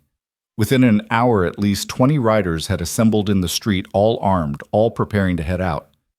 "This is good for us," Gideon said. "More men searching means fewer men in town, means less chance of running into someone when we make our move tonight." But Clara noticed something that made her blood run cold. "Gideon, look, Malvern's going with them." Oh, sure enough, the judge was mounting a large black stallion, checking his rifle with the ease of someone who knew how to use it. This wasn't a man content to send others to do his dirty work. He was leading the hunt himself. "Even better," Gideon said. "If Malvern's out of town, his office will be empty. No one to walk in on us while we're cracking his safe." They watched as the search party rode out, heading west this time, probably toward Mesa Verde, Clara thought. They believed Gideon and Clara were making for the marshal, trying to reach federal protection. Let them believe it. Let them ride themselves ragged, searching in the wrong direction. As evening fell and the town settled into quiet, Gideon began his final preparations. He checked his revolver, loading all 6 chambers and adding extra ammunition to his belt. He sharpened his knife until it could split a hair. He went over the plan again, making sure Clara understood every step. "We go in through the alley, use that side window you mentioned. Once inside, we search for the combination first. Give it 30 minutes. If we can't find it, we try prying the safe open. If that doesn't work..." He patted a small bundle wrapped in oilcloth. "Then we use this." "What is that?" "Black powder salvaged from old cartridges. Not as good as real dynamite, but it'll do in a pinch. Blow the hinges off the safe, grab what we need, and get out before anyone realizes what's happened. And if someone does realize, if we get caught..." Gideon's expression turned grim. "Then we fight our way out. I'll hold them off while you run for the horse. You ride south hard and fast. Don't stop for anything. Make for that railroad water stop I mentioned. Get on that train and don't look back. I'm not leaving you behind. You will if I tell you to. Clara, listen to me. This whole thing only works if one of us survives to tell the story. If we both die, Malvern wins. He buries his secrets, continues his reign of terror, and nothing changes. I won't allow that." He gripped her shoulders gently. "Promise me. Promise that if it comes to it, you'll run and save yourself." Clara wanted to refuse, wanted to insist they'd both make it out, or neither would. But she saw the determination in his eyes, and knew arguing would be pointless. "I promise," she whispered. Full darkness fell like a curtain, the moon not yet risen, and Gideon declared it was time. They left the horse hidden in the rocks with enough rope to graze and access to water. If they didn't return by dawn, the animal would eventually work itself free and wander away. They approached Dunridge from the east, staying low and moving slowly. The town was quiet, most families inside their homes for supper and evening prayers. Oil lamps glowed in windows, casting warm yellow light into the dusty streets. From the saloon came the sound of a piano being played badly and men singing off-key. Normal life, Clara thought bitterly. While she'd been dying on those stakes, these people had been drinking and singing and living their lives without a care in the world. The courthouse was dark, both floors showing no lights. Gideon led them down the alley to the side window he'd targeted. It was about 6 feet off the ground, narrow, but wide enough for a person to squeeze through if they were determined. "Give me a boost," Gideon whispered.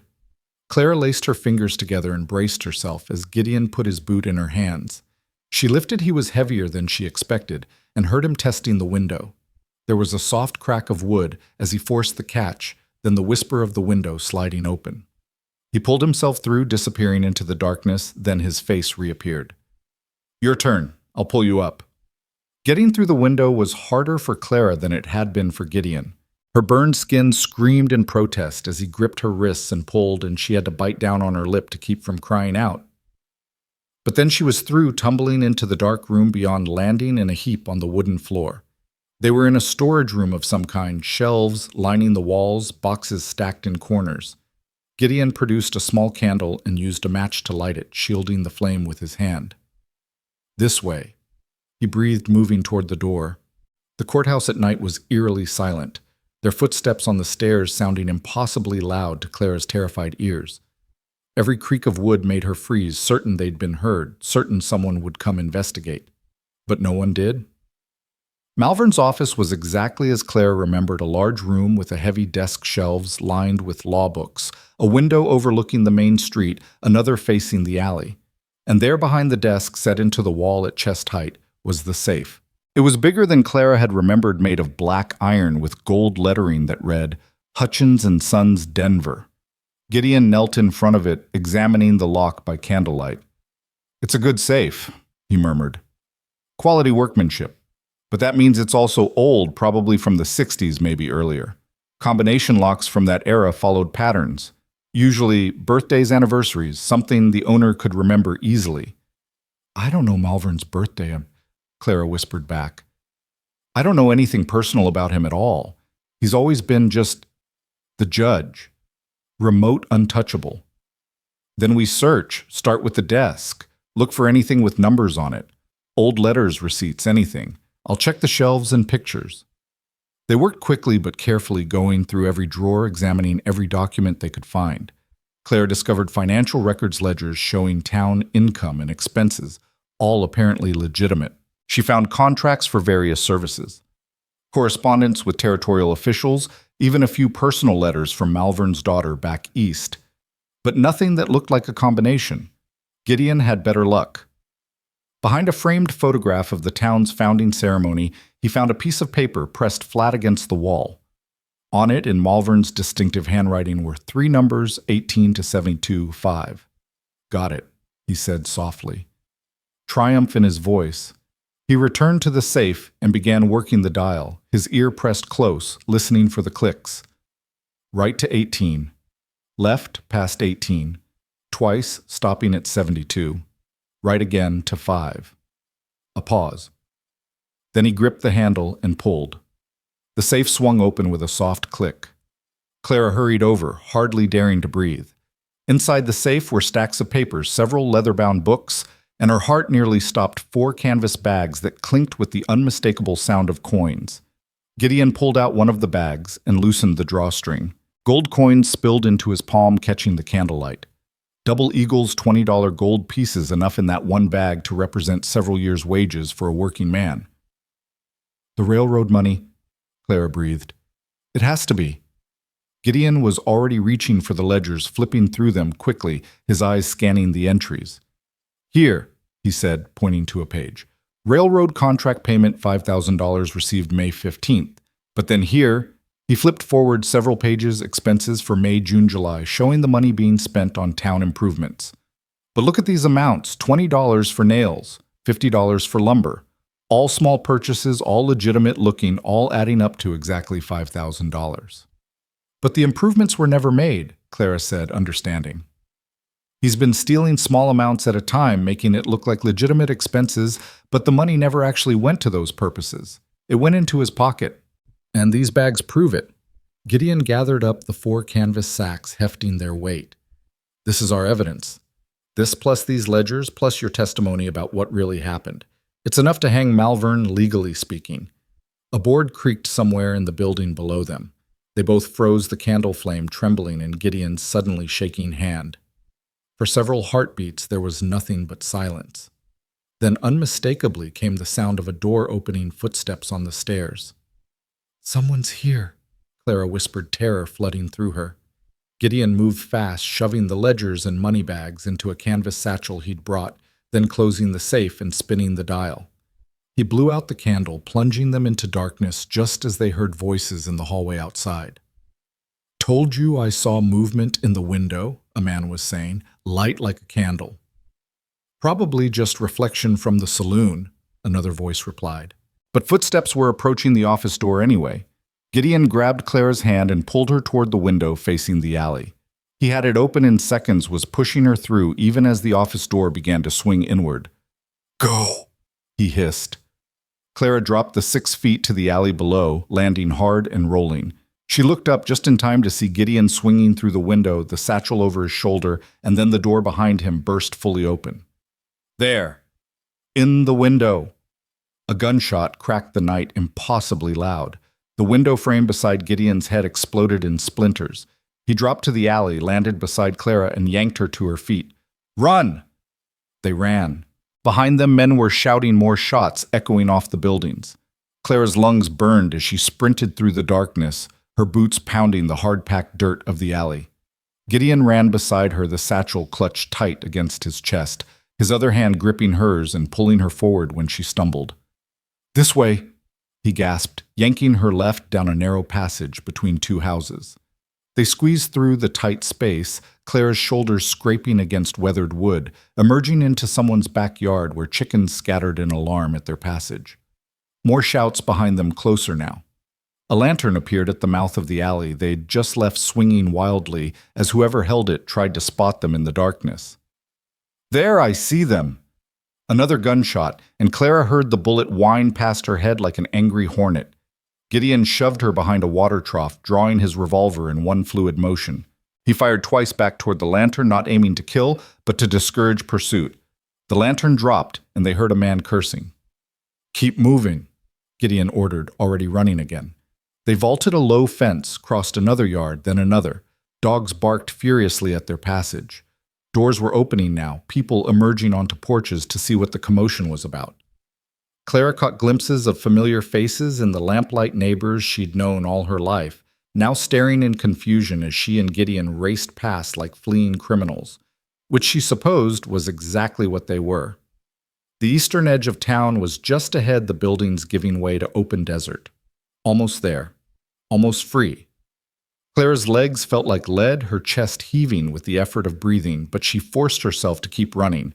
Behind them, the pursuit was growing more organized. She could hear men calling to each other, coordinating, cutting off escape routes. "The rocks," Clara panted. "Where we left the horse. Can we make it?" "Have to," Gideon replied. His own breathing labored. He was older, not as fast as he might have been 20 years ago, and the satchel weighted him down. But he didn't slow, didn't falter. They cleared the last building and plunged into the darkness of the open desert. Without the moon, the landscape was a treacherous maze of shadows and obstacles. Clara's foot caught on something, a rock, a root, and she went down hard, her hands scraping across gravel. Gideon hauled her up without breaking stride. "I got you, come on!" Her palms were bleeding, adding to the collection of injuries she'd accumulated over the past days. But pain was becoming background noise now, something her mind simply filed away to deal with later. Right now, survival was the only thing that mattered. The quarter-mile to their hiding place felt like 10. Every second, Clara expected to hear the thunder of horses, to feel a bullet tear through her back. But they made it scrambling into the depression between the rocks, where the mare waited, stamping nervously at the sound of distant shouting. Gideon's hands were already working the knots in the rope, freeing the horse. He tossed Clara up into the saddle, then swung up behind her, one arm wrapped around her waist, the other hand gathering the reins. "Hold on tight," he warned, and then they were moving the mare lunging forward into the darkness at Gideon's urging. Behind them, Dunridge Hollow erupted like a kicked anthill. Lanterns blazed to life throughout the town. Clara could hear the commotion even over the pounding of hooves, men yelling, horses being saddled, the unmistakable sound of a community mobilizing for a manhunt. "They'll come after us," Clara said, her voice barely audible over the wind. "Every man in that town will be riding by first light." "I know, but we've got a head start and we've got what we came for." Gideon patted the satchel secured to the saddle horn. "Now we just have to stay alive long enough to use it." He guided the mare south away from both Dunridge and Mesa Verde toward the railroad and the promise of escape. The terrain was brutal in the darkness, loose sand that made the horse work twice as hard, rocks that appeared without warning, gullies and washes that could break a leg if you weren't careful. But Gideon seemed to have a sixth sense for these obstacles, guiding them around the worst of it, finding paths that Clara couldn't even see in the blackness. His cavalry training, she realized. He'd spent years riding through hostile territory at night, learning to read the land by feel and instinct as much as sight. They rode hard for an hour before Gideon finally allowed the horse to slow to a walk. The mare was lathered with sweat, her breathing heavy but steady. Tough as nails, just like Gideon had said. "How far to the railroad?" Clara asked. 20 miles, give or take. "If we push through the night, we can be there by dawn. Train comes through around 8 in the morning, heading east. And if we don't make it by 8, then we wait for the evening train. But that means staying hidden all day, and Malvern's men will be searching every inch of ground between here and there." Gideon shifted in the saddle, easing his position. "We'll make it. We have to." The night stretched on, endless and exhausting. The moon finally rose, providing enough light to see by, and Gideon urged the mare back into a faster pace. Miles passed beneath them, empty, desolate miles of sand and scrub, and the occasional lonely mesa rising against the star-filled sky. Clara dozed fitfully, her body demanding rest even in the saddle, her head nodding forward before jerking back up. Each time she started to fall asleep, Gideon would shift or speak, keeping her awake through sheer force of will. "Talk to me," he said once. "Tell me something. Anything. Keep your mind active." "Like what?" "I don't know. What did you want to be when you were a little girl, before all this? Before Dunridge and Judge Malvern and everything going to hell?" Clara had to think about that, reaching back through years of memory to a time when the world had seemed full of possibility rather than threat. "A teacher," she said finally. "I wanted to be a teacher. I loved reading, loved learning new things. I thought if I could teach others, pass on that love of knowledge, it would be the most fulfilling thing in the world." "Why didn't you?" "No opportunity. Dunridge has a schoolhouse, but the teaching position went to Pastor Morrison's nephew, who came out from Boston. They said he was more qualified, had proper training. I was just a local girl with dreams above her station." The bitterness in her voice surprised her. She'd thought she'd made peace with that disappointment years ago. "You could still do it after this is over. Go somewhere new, somewhere that needs teachers. Plenty of frontier towns desperate for educated people willing to take the job." "You think any school would hire me after this, a woman accused of theft, on the run from the law, mixed up in a shooting? They would if you had the right recommendations. Marshall's word carries weight. We get to him, show him the evidence, he clears your name. Then you're not a criminal. You're a victim who had the courage to stand up against corruption. That's the kind of person schools want teaching their children." Clara wanted to believe him, wanted to imagine a future where she could have that normal life she'd once dreamed of. But it seemed impossibly distant now, a fairy tale someone might tell a child. Around 3 in the morning, Gideon called another halt near a dry wash that provided some concealment. He helped Clara down from the saddle, and she nearly collapsed, her legs cramping from hours of riding. He caught her supporting her weight until circulation returned and she could stand on her own. "We'll rest here for 30 minutes, he said, loosening the saddle cinch to let the mare breathe easier. "Drink some water, eat if you can. We've still got half the distance to cover." Clara sank down in the sand, every muscle in her body screaming. The burns on her face and neck throbbed in rhythm with her heartbeat. Her wrists were bleeding again where the scabs had cracked from movement. She realized, distantly reaching the absolute limit of her endurance. Gideon settled beside her, pulling hardtack from his coat pocket. "Eat," he said, pressing the dry biscuit into her hand. "I know you don't want to, but you need the energy." Clara forced herself to chew and swallow, washing down the tasteless food with careful sips of water. As she ate, Gideon opened the satchel and examined its contents by moonlight. The 4 canvas bags were still there, heavy with gold. The ledgers, too, their pages filled with incriminating evidence. He ran his finger down one page, then another, his expression growing darker with each entry he read. "It's worse than we thought," he said finally. "These ledgers go back 5 years. Malvern's been stealing from Dunridge for half a decade. Not just the railroad money, everything. Town taxes, land sale proceeds, fines, and fees. He's been siphoning it all off, bit by bit, making it look like legitimate expenses. I'd estimate he's taken at least $20,000, probably more." Clara's exhaustion momentarily forgotten, she leaned over to look at the pages. The numbers swam before her tired eyes, but she could see what Gideon meant. Column after column of false expenses, money disappearing into Malvern's pockets, while the town remained poor, struggling, unable to afford basic improvements. $20,000, she breathed. That's enough to build a new school, repair the church, put in proper wells. All the things people have been begging for, all the things Malvern said there was no money for. He's been playing them for fools. And anyone who got close to figuring it out, anyone who asked the wrong questions, Gideon looked at her significantly. They ended up on those stakes in the desert. You think I'm not the first? I think you're probably not even the second or third, but you're the first one to survive. He closed the ledger and returned it to the satchel. These documents are going to put Malvern in prison for the rest of his life, assuming we live long enough to deliver them. They remounted shortly after and pressed on, pushing through the pre-dawn darkness toward the railroad. The landscape began to change, becoming hillier, more broken. They were climbing now, following the gentle slope that led up to the water stop. Dawn was breaking when they finally saw it, a small wooden structure beside the tracks, a water tower rising above it, the rails stretching east and west like silver ribbons across the desert floor. There was no one there, just the building and the tower and the endless tracks. "Thank God," Clara whispered. Gideon guided the mare to the building, dismounting and helping Clara down. Her legs gave out completely this time, and she sat heavily on the ground, unable to go another step.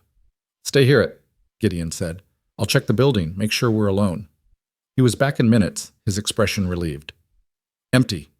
There's a schedule posted inside next trains due at 8:15 right on time. We've got about 2 hours. He helped Clara inside the building, which was little more than a single room with a stove, a bench, and a desk where the water stop attendant presumably worked. But it was shelter, and right now that was everything. Clara collapsed onto the bench while Gideon unsaddled the horse and let her drink from the trough outside.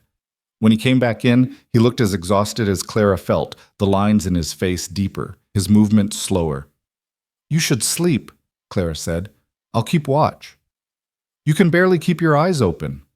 "Neither can you, and you've been awake for 2 days now? 3.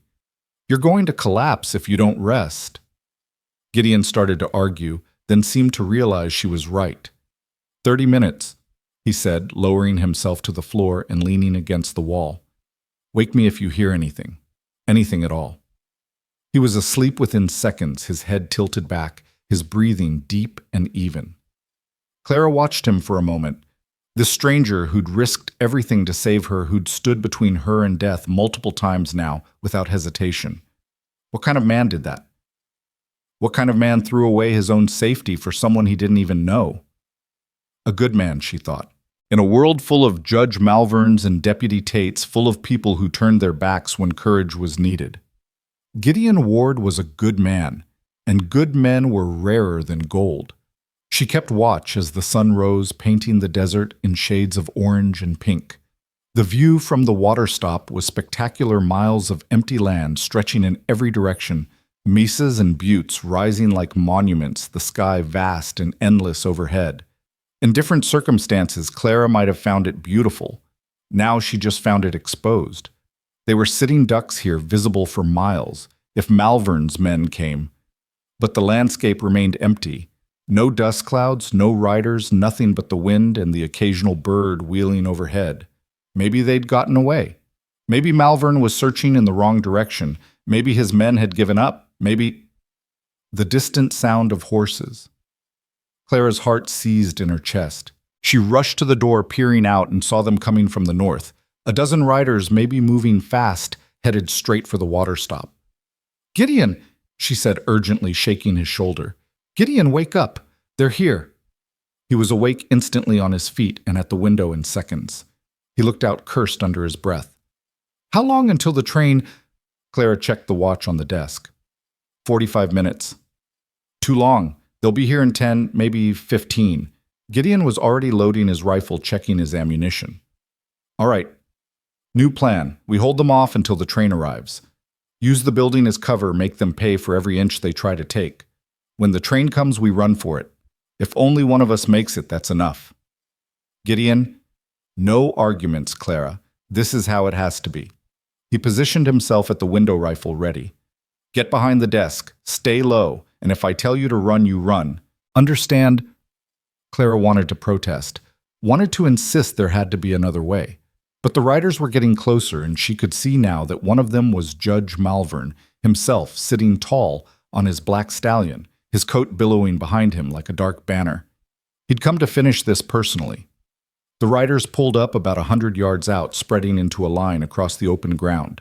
Clara counted 13 men, all armed, all looking ready for violence. Malvern dismounted and walked forward alone, stopping about 50 yards from the building. "Gideon Ward," he called out, his voice carrying easily across the distance. "I know you're in there, and I know you have something that belongs to me." Gideon said nothing, just kept his rifle trained on the judge. "You've caused me considerable trouble, Mr. Ward, interfering with justice, theft, assault on my deputies. These are serious crimes in the territory, but I'm a reasonable man. I'm willing to offer you a deal." "I'm listening," Gideon called back. "Return what you stole from my office. Hand over Clara West. Do these two things and you can walk away. I'll even pay you for your trouble, say $1,000. That's more than fair compensation for a few days' work." "And what happens to Clara?"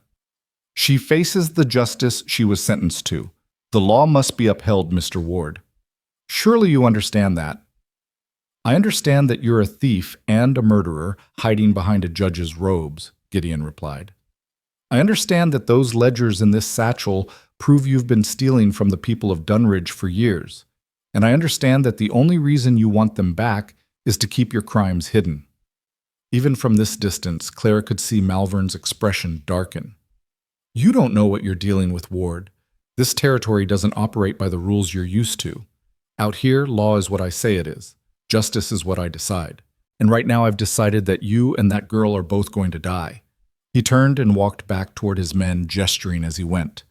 The riders began to spread out wider, flanking the building on both sides. "They're going to surround us," Clara said. "I see them. Get ready." Gideon shifted his aim, tracking one of the flanking riders. "This is going to get loud." Malvern mounted his horse and raised his hand. For a moment, everything was still, the desert holding its breath.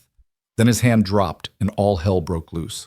The riders charged, spurring their horses forward, rifles and pistols drawn. Gideon fired, and one of the men tumbled from his saddle. He worked the lever, fired again, missed. The riders were scattering now, making themselves harder targets, circling the building like wolves around wounded prey. Bullets smashed through the windows, thudding into walls, sending splinters flying. Clara pressed herself flat behind the desk, hands over her head as the world exploded into gunfire and shouting. She heard Gideon cursing, heard him fire again and again, heard men crying out when bullets found their marks. Glass shattered, wood splintered, the air filled with gun smoke, acrid and choking. "There's too many," Gideon shouted over the din. "We can't hold them." He was right. Already Clara could hear men at the back of the building trying to force the door. Another window broke, and a man started climbing through before Gideon shot him in the shoulder, sending him tumbling back outside. This was it, Clara realized. This was how it ended. Not on the stakes in the desert, but here in a water-stop building overwhelmed by superior numbers. At least they'd tried. At least they'd fought. And then, impossibly wonderfully, she heard it. A train whistle in the distance. Gideon heard it too. His head whipped around and Clara saw hope flash across his face. The train, it's early. They could see it now, a dark shape on the eastern horizon, growing larger by the second. black smoke billowing from its stack, the most beautiful sight Clara had ever seen. "When it slows for the water stop, we run for it," Gideon said, reloading his rifle with shaking hands. "I'll cover you. You get on that train, and you don't look back." "We both get on that train," Clara insisted. Gideon smiled a sad smile that told Clara he didn't believe that was possible, but he nodded anyway. "All right, we both get on." The train was slowing now, the engineer seeing the water stop ahead. The attacking riders had noticed it too, were pulling back, regrouping, probably planning to board the train themselves to continue the pursuit. But they'd have to catch it first. The locomotive came to a hissing, clanking stop beside the water tower, steam venting from its cylinders. The engineer leaned out of the cab, looking confused at the scene of violence spread across the water stop. "Now!" Gideon yelled. He kicked open the door and charged out, rifle blazing, laying down covering fire as Clara ran for the train. Bullets whined past her head. She heard men shouting, heard Gideon's rifle crack again and again. She reached the train, grabbed the handrail of the nearest passenger car, and pulled herself up onto the steps. Behind her, Gideon was still shooting, backing toward the train. She could see Malvern now dismounted, taking careful aim with his own rifle.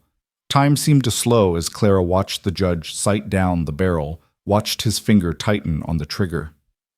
"Gideon!" she screamed. Gideon turned so Malvern and dove aside just as the rifle fired.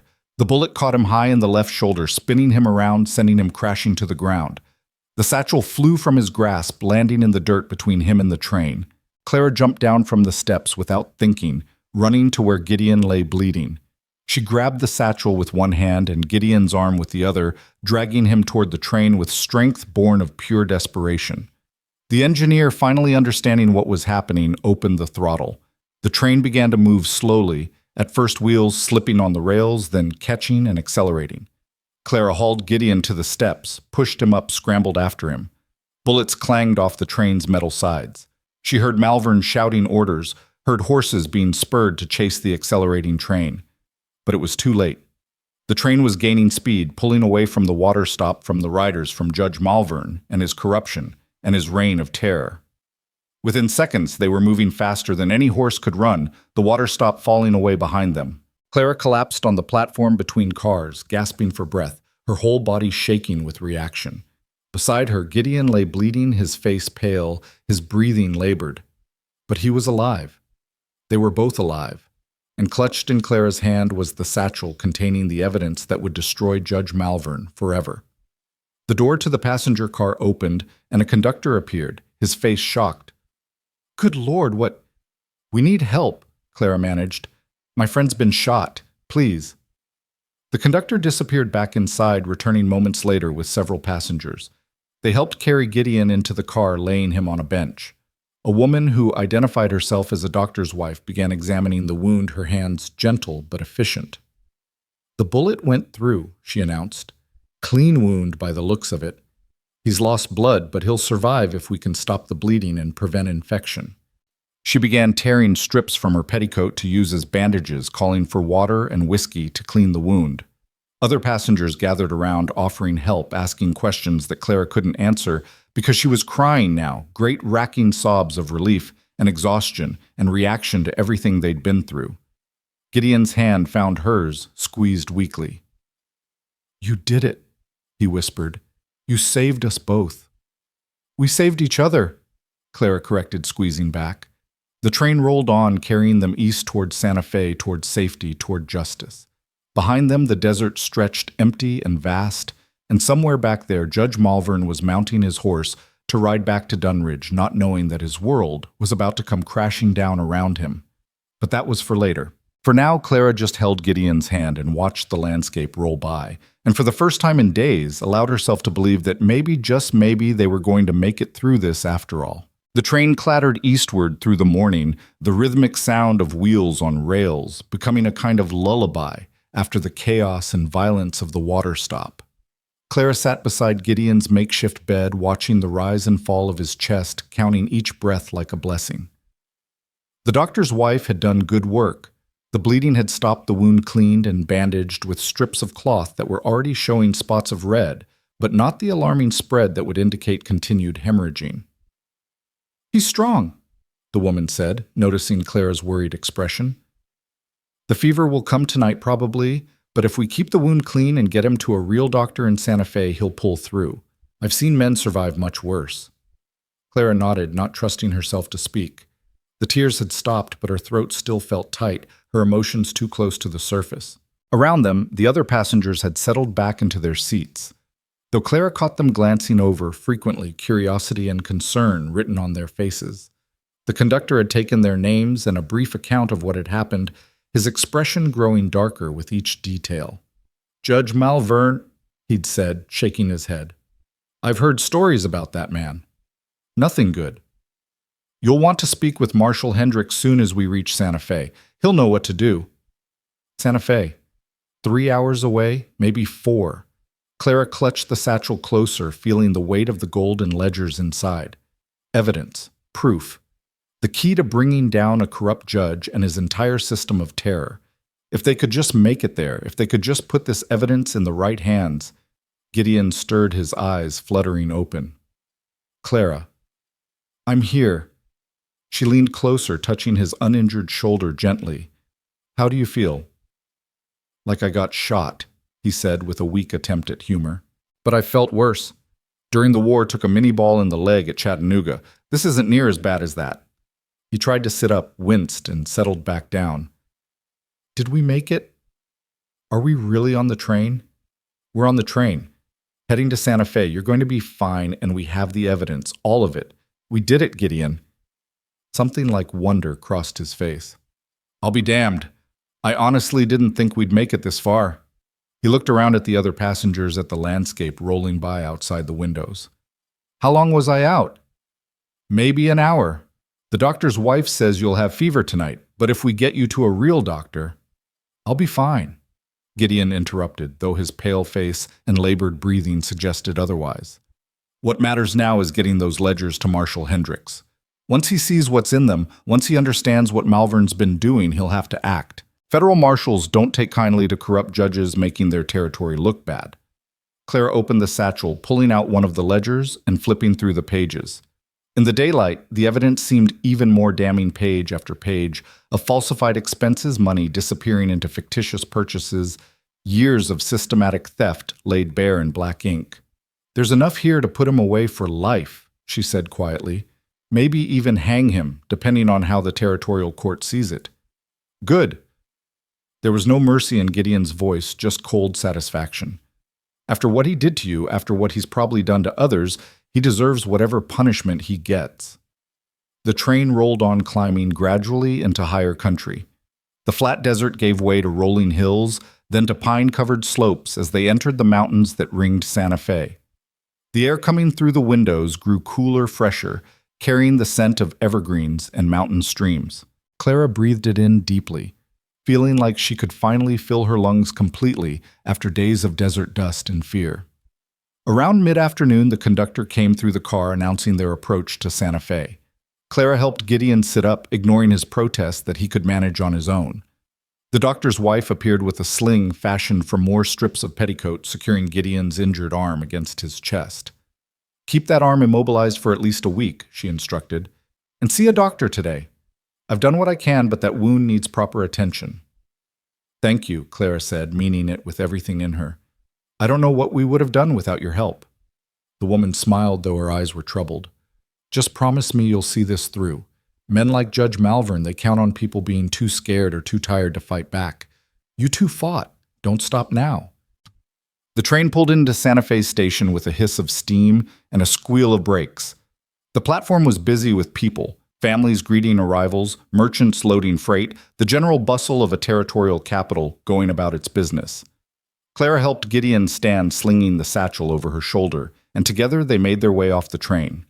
The conductor had given them directions to the marshal's office 2 blocks west of the station, a squat adobe building with a wooden sign out front. They walked slowly, Gideon leaning heavily on Clara's shoulder, drawing stares from passers-by. They must have looked like hell, Clara realized. Blood-stained, dust-covered, exhausted, wounded, like refugees from a war. Which in a way they were. The marshal's office was exactly where the conductor had said it would be. Clara pushed open the door, supporting Gideon's weight, and found herself in a sparse room with a desk, several chairs and walls covered with wanted posters and territorial notices. A young deputy sat at the desk, his feet propped up, reading a newspaper. He looked up as they entered, his expression going from bored to alert in an instant. "Can I help you folks?" "We need to see Marshal Hendricks," Clara said, her voice stronger than she felt. "It's urgent. Federal matter." The deputy's eyes flicked to Gideon's blood-stained bandage to Clara's burned face and cut wrists to the satchel she carried. "Marshal's in his office. I'll get him." He disappeared through a back door, and Clara heard low voices conferring. A moment later, a man emerged who could only be Marshal Hendricks. He was in his 50s, Clara guessed, with iron gray hair and a face weathered by years of frontier law enforcement. He wore his badge pinned to a vest, and the gun on his hip looked well used and carefully maintained. His eyes, sharp and assessing, took in every detail of their appearance in a single sweep. "I'm Marshal Hendricks. Deputy says you've got federal business." His voice was gruff but not unkind. "Yes, sir," Clara said. "My name is Clara West, and this is Gideon Ward. We've come from Dunridge Hollow with evidence of corruption, theft, and abuse of judicial authority by Judge Marcus Malvern." Hendricks' expression didn't change, but Clara saw his eyes sharpen with interest. "That's serious accusations. You better come into my office and tell me the whole story. Deputy, get the lady a chair and fetch some water, and send someone for Doc Morrison. This man needs medical attention." They spent the next hour in Hendricks's office laying out the entire story. Clara spoke first, describing the false accusation, the sentence of death by desert exposure, the law of fire and dust that Dunridge used as its twisted form of justice. Gideon filled in the parts about the rescue, the flight across the desert, the discovery that Malvern had been systematically stealing from the town treasury. And then Clara opened the satchel and spread the ledgers across Hendricks's desk. The marshal read in silence, his expression growing darker with each page. He examined the falsified entries, compared different ledgers, traced the flow of money from legitimate sources into Malvern's fictitious expenses. When he finally looked up, his face was like carved stone. "How long has this been going on?" "At least 5 years based on these records," Gideon said. "Could be longer. These are just the ledgers we found in his safe." Hendricks turned to Clara. "And he sentenced you to death for asking questions about this?" "Yes, sir. I questioned where the railroad money had gone at a town meeting. 2 days later, money disappeared from the general store, and I was accused of theft. The evidence against me was circumstantial at best, but Judge Malvern convicted me anyway and sentenced me to the stakes." She paused, then added quietly, "I don't think I was the first person he's done this to." "Explain." "The law of fire and dust has been used in Dunridge for decades, but it's only in the last 5 or 6 years that it's been used more frequently, and always against people who challenged Malvern in some way or who might have seen something that made them suspicious. A merchant who complained about irregular tax assessments, a miner who questioned land deed transfers. They were all tried, convicted, and sentenced. Most of them died." Hendricks was quiet for a long moment, staring at the ledgers. Then he stood, walked to his window, and looked out at the street. "I've been marshal in this territory for 12 years, he said, his back to them. "I've dealt with outlaws, rustlers, claim jumpers, every kind of frontier criminal you can imagine. But corrupt judges," he turned back to face them, "that's harder. A judge has legal authority, has the respect of the community, has the weight of law behind him. Taking one down requires absolute proof, requires evidence so solid that no one can dispute it." "We have that evidence," Clara said, gesturing to the ledgers. "It's all there." "Yes, you do." Hendricks returned to his desk, gathering up the ledgers and the bags of gold. "I'm going to send a telegram to the territorial governor today. This is beyond my authority alone. I'll need his approval to arrest a sitting judge.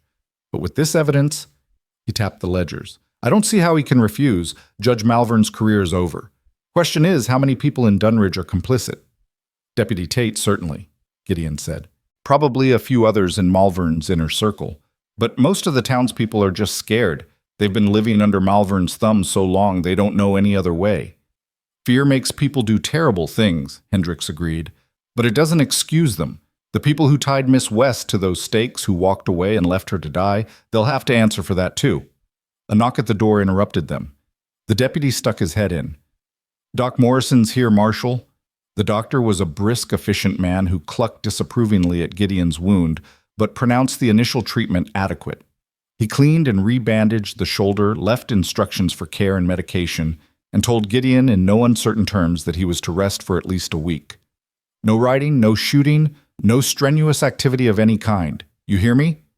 That bullet missed the major vessels, but if you tear something loose, you could bleed out before anyone can help you. When the doctor left, Hendricks leaned back in his chair and studied them both with a calculating expression. You two have been through hell. You need rest food, proper medical care. I'm going to put you up at the hotel down the street, territorial expense. Don't worry about the cost. You stay there, recover, and let me handle the legal proceedings from here. I want to be there, Clara said immediately. When you arrest Malvern, I want to see it. Miss West. No. Clara's voice was firm, brooking no argument. He tried to kill me.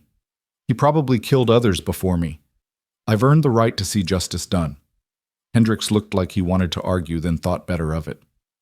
All right, but not until I hear back from the governor, and not until Ward here is in better shape to travel. Could be a few days. Can you wait that long? Clara glanced at Gideon, who nodded slightly. We can wait. The hotel Hendricks arranged for them was modest but clean, a far cry from the line shacks and water stops they'd been sheltering in. Clara's room had a real bed with clean sheets, a wash basin with actual hot water brought up by a maid, and a window that looked out over Santa Fe's plaza. She stood at that window for a long time after the maid left, just watching people go about their lives. Merchants selling their wares, children playing, couples strolling arm in arm. Normal life. The kind of life she'd thought she'd lost forever when they tied her to those stakes. But she was alive. Against all odds, impossibly, she was alive. And the man responsible for nearly killing her was about to face justice. A knock at her door pulled her from her reverie. It was Gideon, his arm in its sling, looking exhausted but determined. Can I come in? Clara stepped aside to let him enter. He walked to the window, standing beside her, looking out at the same scene she'd been watching. Strange, isn't it? He said after a moment. All those people down there living their lives, and they have no idea what happened to us, no idea how close we came to dying. Does it bother you that they don't know? No. Why should it? We didn't do this for recognition or gratitude. We did it because it was right. He turned to look at her. Clara, there's something I need to say, and I'm not good with words, so bear with me. Clara felt her heart skip, uncertain where this was going. What you did back there at the water stop, jumping off that train to help me, dragging me back, when you could have saved yourself, that was the bravest thing I've ever seen. Braver than anything I did in the war, braver than anything I've seen since. You saved my life, and I want you to know I won't forget that, ever. You saved mine first, Clara reminded him. On those stakes. You broke the law to help me, made yourself a fugitive for someone you didn't even know. I'd say that makes us even. Maybe. Gideon smiled, and for the first time since Clara had met him, it was a genuine smile, warm and unguarded. But I'm still grateful, and I want you to know whatever happens next, wherever you decide to go after this is over, if you need help, if you need anything, you can count on me. I know I'm just a washed-up rancher with no prospects and a bullet hole in my shoulder, but for what it's worth, you've got a friend. Clara felt tears prick her eyes again. Happy tears this time. I could say the same to you. You've got a friend in me, Gideon Ward, for as long as you want one. They stood there at the window, two survivors watching the world go by, and for the moment that was enough. 3 days passed. 3 days of rest and recovery, of proper meals and clean beds, of slowly healing wounds, both physical and emotional. The doctor checked on Gideon daily, pronouncing himself satisfied with the healing. Clara's burns began to fade, the blisters drying and scabbing over. She still looked like someone who'd survived an ordeal, but she no longer looked like death itself. On the 4th day, Marshal Hendricks knocked on Clara's door with news. Governor's approval came through. I'm authorized to arrest Judge Malvern and anyone else involved in the corruption. I'm taking 6 deputies and leaving within the hour. You still want to come? Yes. Then be ready. And Miss West? Hendricks' expression was serious. This might not go peacefully. Malvern's not the type to surrender quietly, and he's got loyal men. There could be shooting. You understand that? I understand. I'm still coming. Gideon insisted on coming too, despite the doctor's protests. I started this with her, he said flatly. I'm finishing it with her. They rode out of Santa Fe in a small convoy, the marshal and his 6 deputies, Clara and Gideon, bringing up the rear. The journey to Dunridge took 2 days. 2 days of steady riding through familiar territory that now seemed alien to Clara. She was going home, but it didn't feel like home anymore. How could it, after everything that had happened? They arrived at Dunridge Hollow at dusk on the second day, the setting sun painting the buildings in shades of gold and crimson. The town looked exactly as Clara remembered, dusty, isolated, clinging to survival in the harsh desert. But now she could see the poverty that Malvern's theft had created, the unpainted buildings and rutted streets, the general air of decline. Hendricks deployed his deputies strategically around the town before making his move. 2 covered the back exits of the courthouse, 2 more positioned themselves at the saloon, where several of Malvern's known associates were reportedly drinking. The remaining 2 stayed with Hendricks as he walked up the main street toward the courthouse, Clara and Gideon following a few paces behind. People emerged from buildings as they passed, drawn by the sight of federal law enforcement in their town. Clara saw familiar faces: Samuel Brennan, Mrs. Chen, Pastor Morrison, all staring with a mixture of confusion and dawning recognition as they spotted her. "That's Clara West," someone whispered. "But she's supposed to be dead." The whispers spread like wildfire. More people emerged. By the time they reached the courthouse, a crowd had gathered, following at a respectful distance, murmuring among themselves. Hendricks didn't pause. He pushed open the courthouse door and climbed the stairs to Malvern's office, Clara and Gideon right behind him. The marshal didn't bother knocking. He simply opened the door and walked in. Judge Malvern looked up from his desk, his expression freezing as he saw who'd entered. For a moment, no one spoke.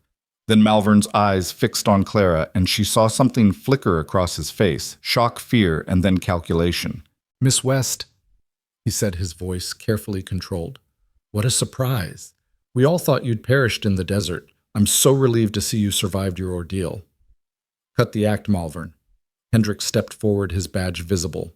"I'm Federal Marshal Hendricks. You're under arrest for embezzlement, corruption, and abuse of judicial authority."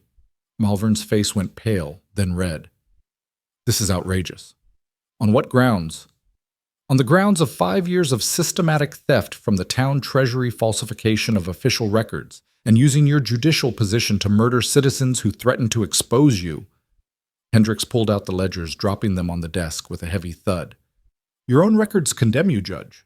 We found your safe, found your ledgers, found the gold you stole. It's over." For a long moment, Malvern just stared at the ledgers. Then his hand moved fast, reaching for the drawer where Clara knew he kept a pistol. But Gideon was faster. His hand clamped down on Malvern's wrist, stopping the movement, his face inches from the judge's. "Don't," Gideon said quietly. "You've got enough charges against you without adding assaulting a federal officer. Take what's coming to you with whatever dignity you've got left." Malvern sagged in his chair, the fight going out of him. Hendricks pulled his hands behind his back, securing them with iron shackles. "Marcus Malvern, you're under arrest. You have the right to legal representation and a fair trial, more than you gave the people you sentenced to die." As they led Malvern out of his office and down the stairs, the crowd outside had grown larger. What seemed like the entire population of Dunridge had gathered, drawn by news that spread faster than prairie fire. They parted to let Hendricks through, staring at their judge in shackles, at Clara standing alive and defiant beside the federal marshal. Sarah Brennan pushed through the crowd, tears streaming down her face. "Clara, oh God, Clara, you're alive." She threw her arms around Clara, sobbing. I'm so sorry we left you there. I tried to help, I swear I tried, but Father, I know," Clara said, holding her friend. "I know you tried." Hendricks raised his voice so the whole crowd could hear. "People of Dunridge Hollow, Judge Marcus Malvern has been arrested on charges of embezzlement and corruption. For the past 5 years, he has been stealing from your town treasury, taking money meant for improvements and public works and keeping it for himself. The evidence is irrefutable. He will face trial in Santa Fe, and justice will be served." A murmur ran through the crowd. Shock, anger, disbelief. Samuel Brennan stepped forward, his weathered face confused. "But the law of fire and dust is barbaric illegal and is hereby abolished," Hendricks interrupted. No town in this territory has the authority to use torture as a form of justice. Any person involved in carrying out such sentences could face criminal charges themselves. The crowd fell silent, the full weight of what they'd done, what they'd been complicit in finally hitting home. Clara saw guilt and shame on faces she'd known all her life, saw people looking away, unable to meet her eyes.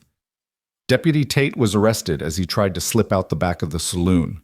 3 other men who'd served as Malvern's enforcers were also taken into custody. By nightfall, Hendricks had secured all the principals and made arrangements for them to be transported to Santa Fe for trial. Before they left, Clara stood in the middle of Dunridge's main street one last time, looking at the town that had been her whole world. People stood in doorways and on porches, watching her, waiting to see what she'd do. "I don't hate you," Clara said, her voice carrying in the quiet evening air. "I won't lie and say I'm not angry that what you did doesn't hurt. But I understand. You were scared. Malvern had power over you and you didn't know how to fight back." She paused, choosing her words carefully. "But now you know. Now you've seen that corrupt authority can be challenged, that justice is possible if you're brave enough to stand up for it. What you do with that knowledge is up to you." She turned to leave, then stopped and looked back one more time. "Rebuild your town. Make it into something you can be proud of. Make it into the kind of place where what happened to me could never happen again. That's the only way forward." They rode out of Dunridge Hollow as the last light faded from the sky, leaving the town to grapple with its demons. Clara didn't look back. The trial, when it came 2 months later, was swift and decisive. The evidence was overwhelming, the testimony damning. Judge Marcus Malvern was convicted on all counts and sentenced to 20 years in the territorial prison. Deputy Tate and his accomplices received lesser sentences but would still spend significant time behind bars. The money recovered from Malvern's safe was returned to Dunridge along with instructions from the territorial governor on how to properly manage public funds. The law of fire and dust was officially outlawed throughout the territory, and Dunridge was required to adopt standard legal procedures going forward. Clara testified at the trial, standing before a courtroom full of people and describing in detail what had been done to her. It was the hardest thing she'd ever done, harder even than surviving the stakes themselves. But she did it, her voice never wavering, her resolve never faltering.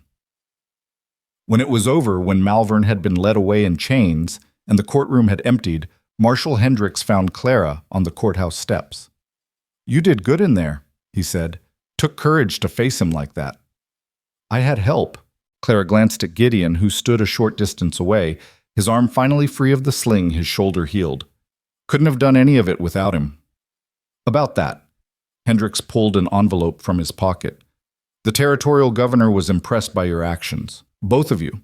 The courage you showed, the evidence you gathered, the risks you took. He wanted me to give you this." Clara opened the envelope and found 2 letters inside. The first was an official pardon clearing her name of all charges related to the theft accusation. The second was a letter of commendation signed by the governor himself, praising her bravery and thanking her for exposing corruption in the territory. "There's more," Hendricks said. "The governor's office is establishing a special fund for victims of judicial corruption. You're entitled to compensation for what was done to you. It won't undo the trauma, but it's something." Clara stared at the letters, hardly believing what she was reading. Cleared, vindicated, recognized not as a criminal, but as someone who'd stood up against injustice. After Hendricks left, Clara showed the letters to Gideon. He read them silently, then smiled, that same warm, genuine smile she'd first seen at the hotel in Santa Fe. "So what now?" he asked. "You're free, you're vindicated, you've got money coming, the world's open to you, Clara West. What are you going to do with it?" Clara thought about that, about all the possibilities that stretched before her. She could go anywhere, be anyone, start fresh somewhere. No one knew her story. But one thing was certain. Wherever she went, whatever she did, she'd never forget the lessons learned in those days of fire and dust. She'd never forget that courage wasn't the absence of fear, but action in spite of it. She'd never forget that one person standing up could make a difference, could change everything.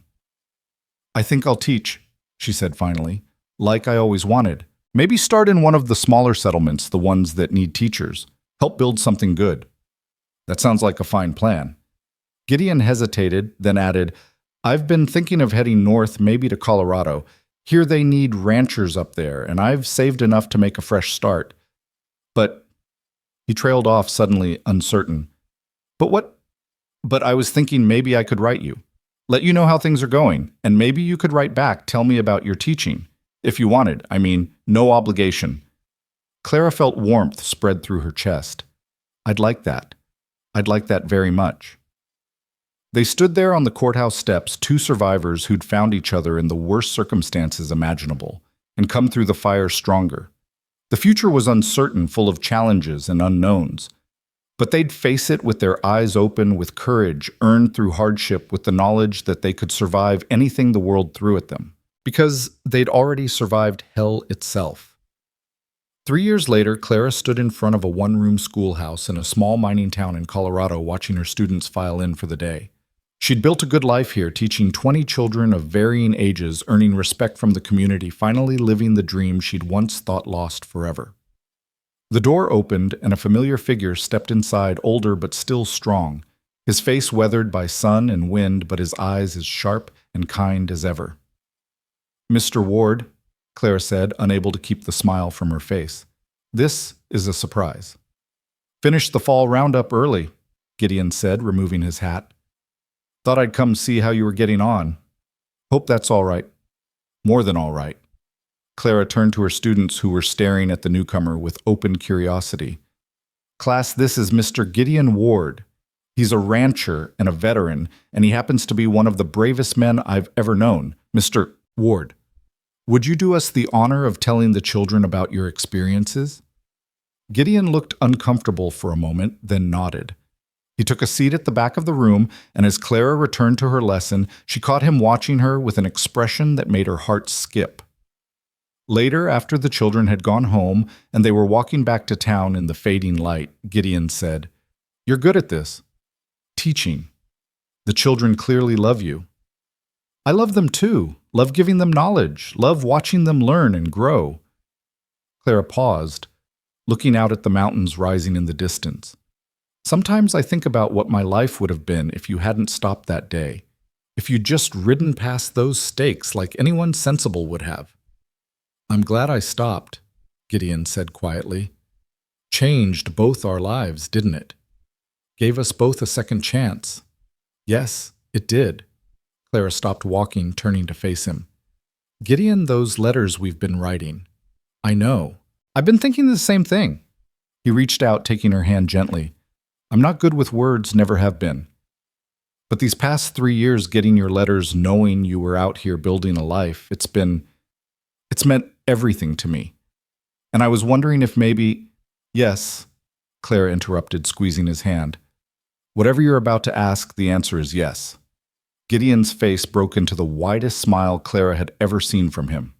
He pulled her close, and as the sun set over the Colorado mountains, casting everything in shades of gold and crimson, they stood together, two people who'd found each other in fire and dust, who'd survived hell itself, and who'd built something beautiful from the ashes of their ordeal. The desert had tried to take everything from them. Judge Malvern had tried to break them. Fear and corruption had tried to destroy them. But they'd fought back. They'd stood up. They'd survived. And in the end, they'd won more than justice. They'd won their lives back, won their futures, won the chance to love and be loved.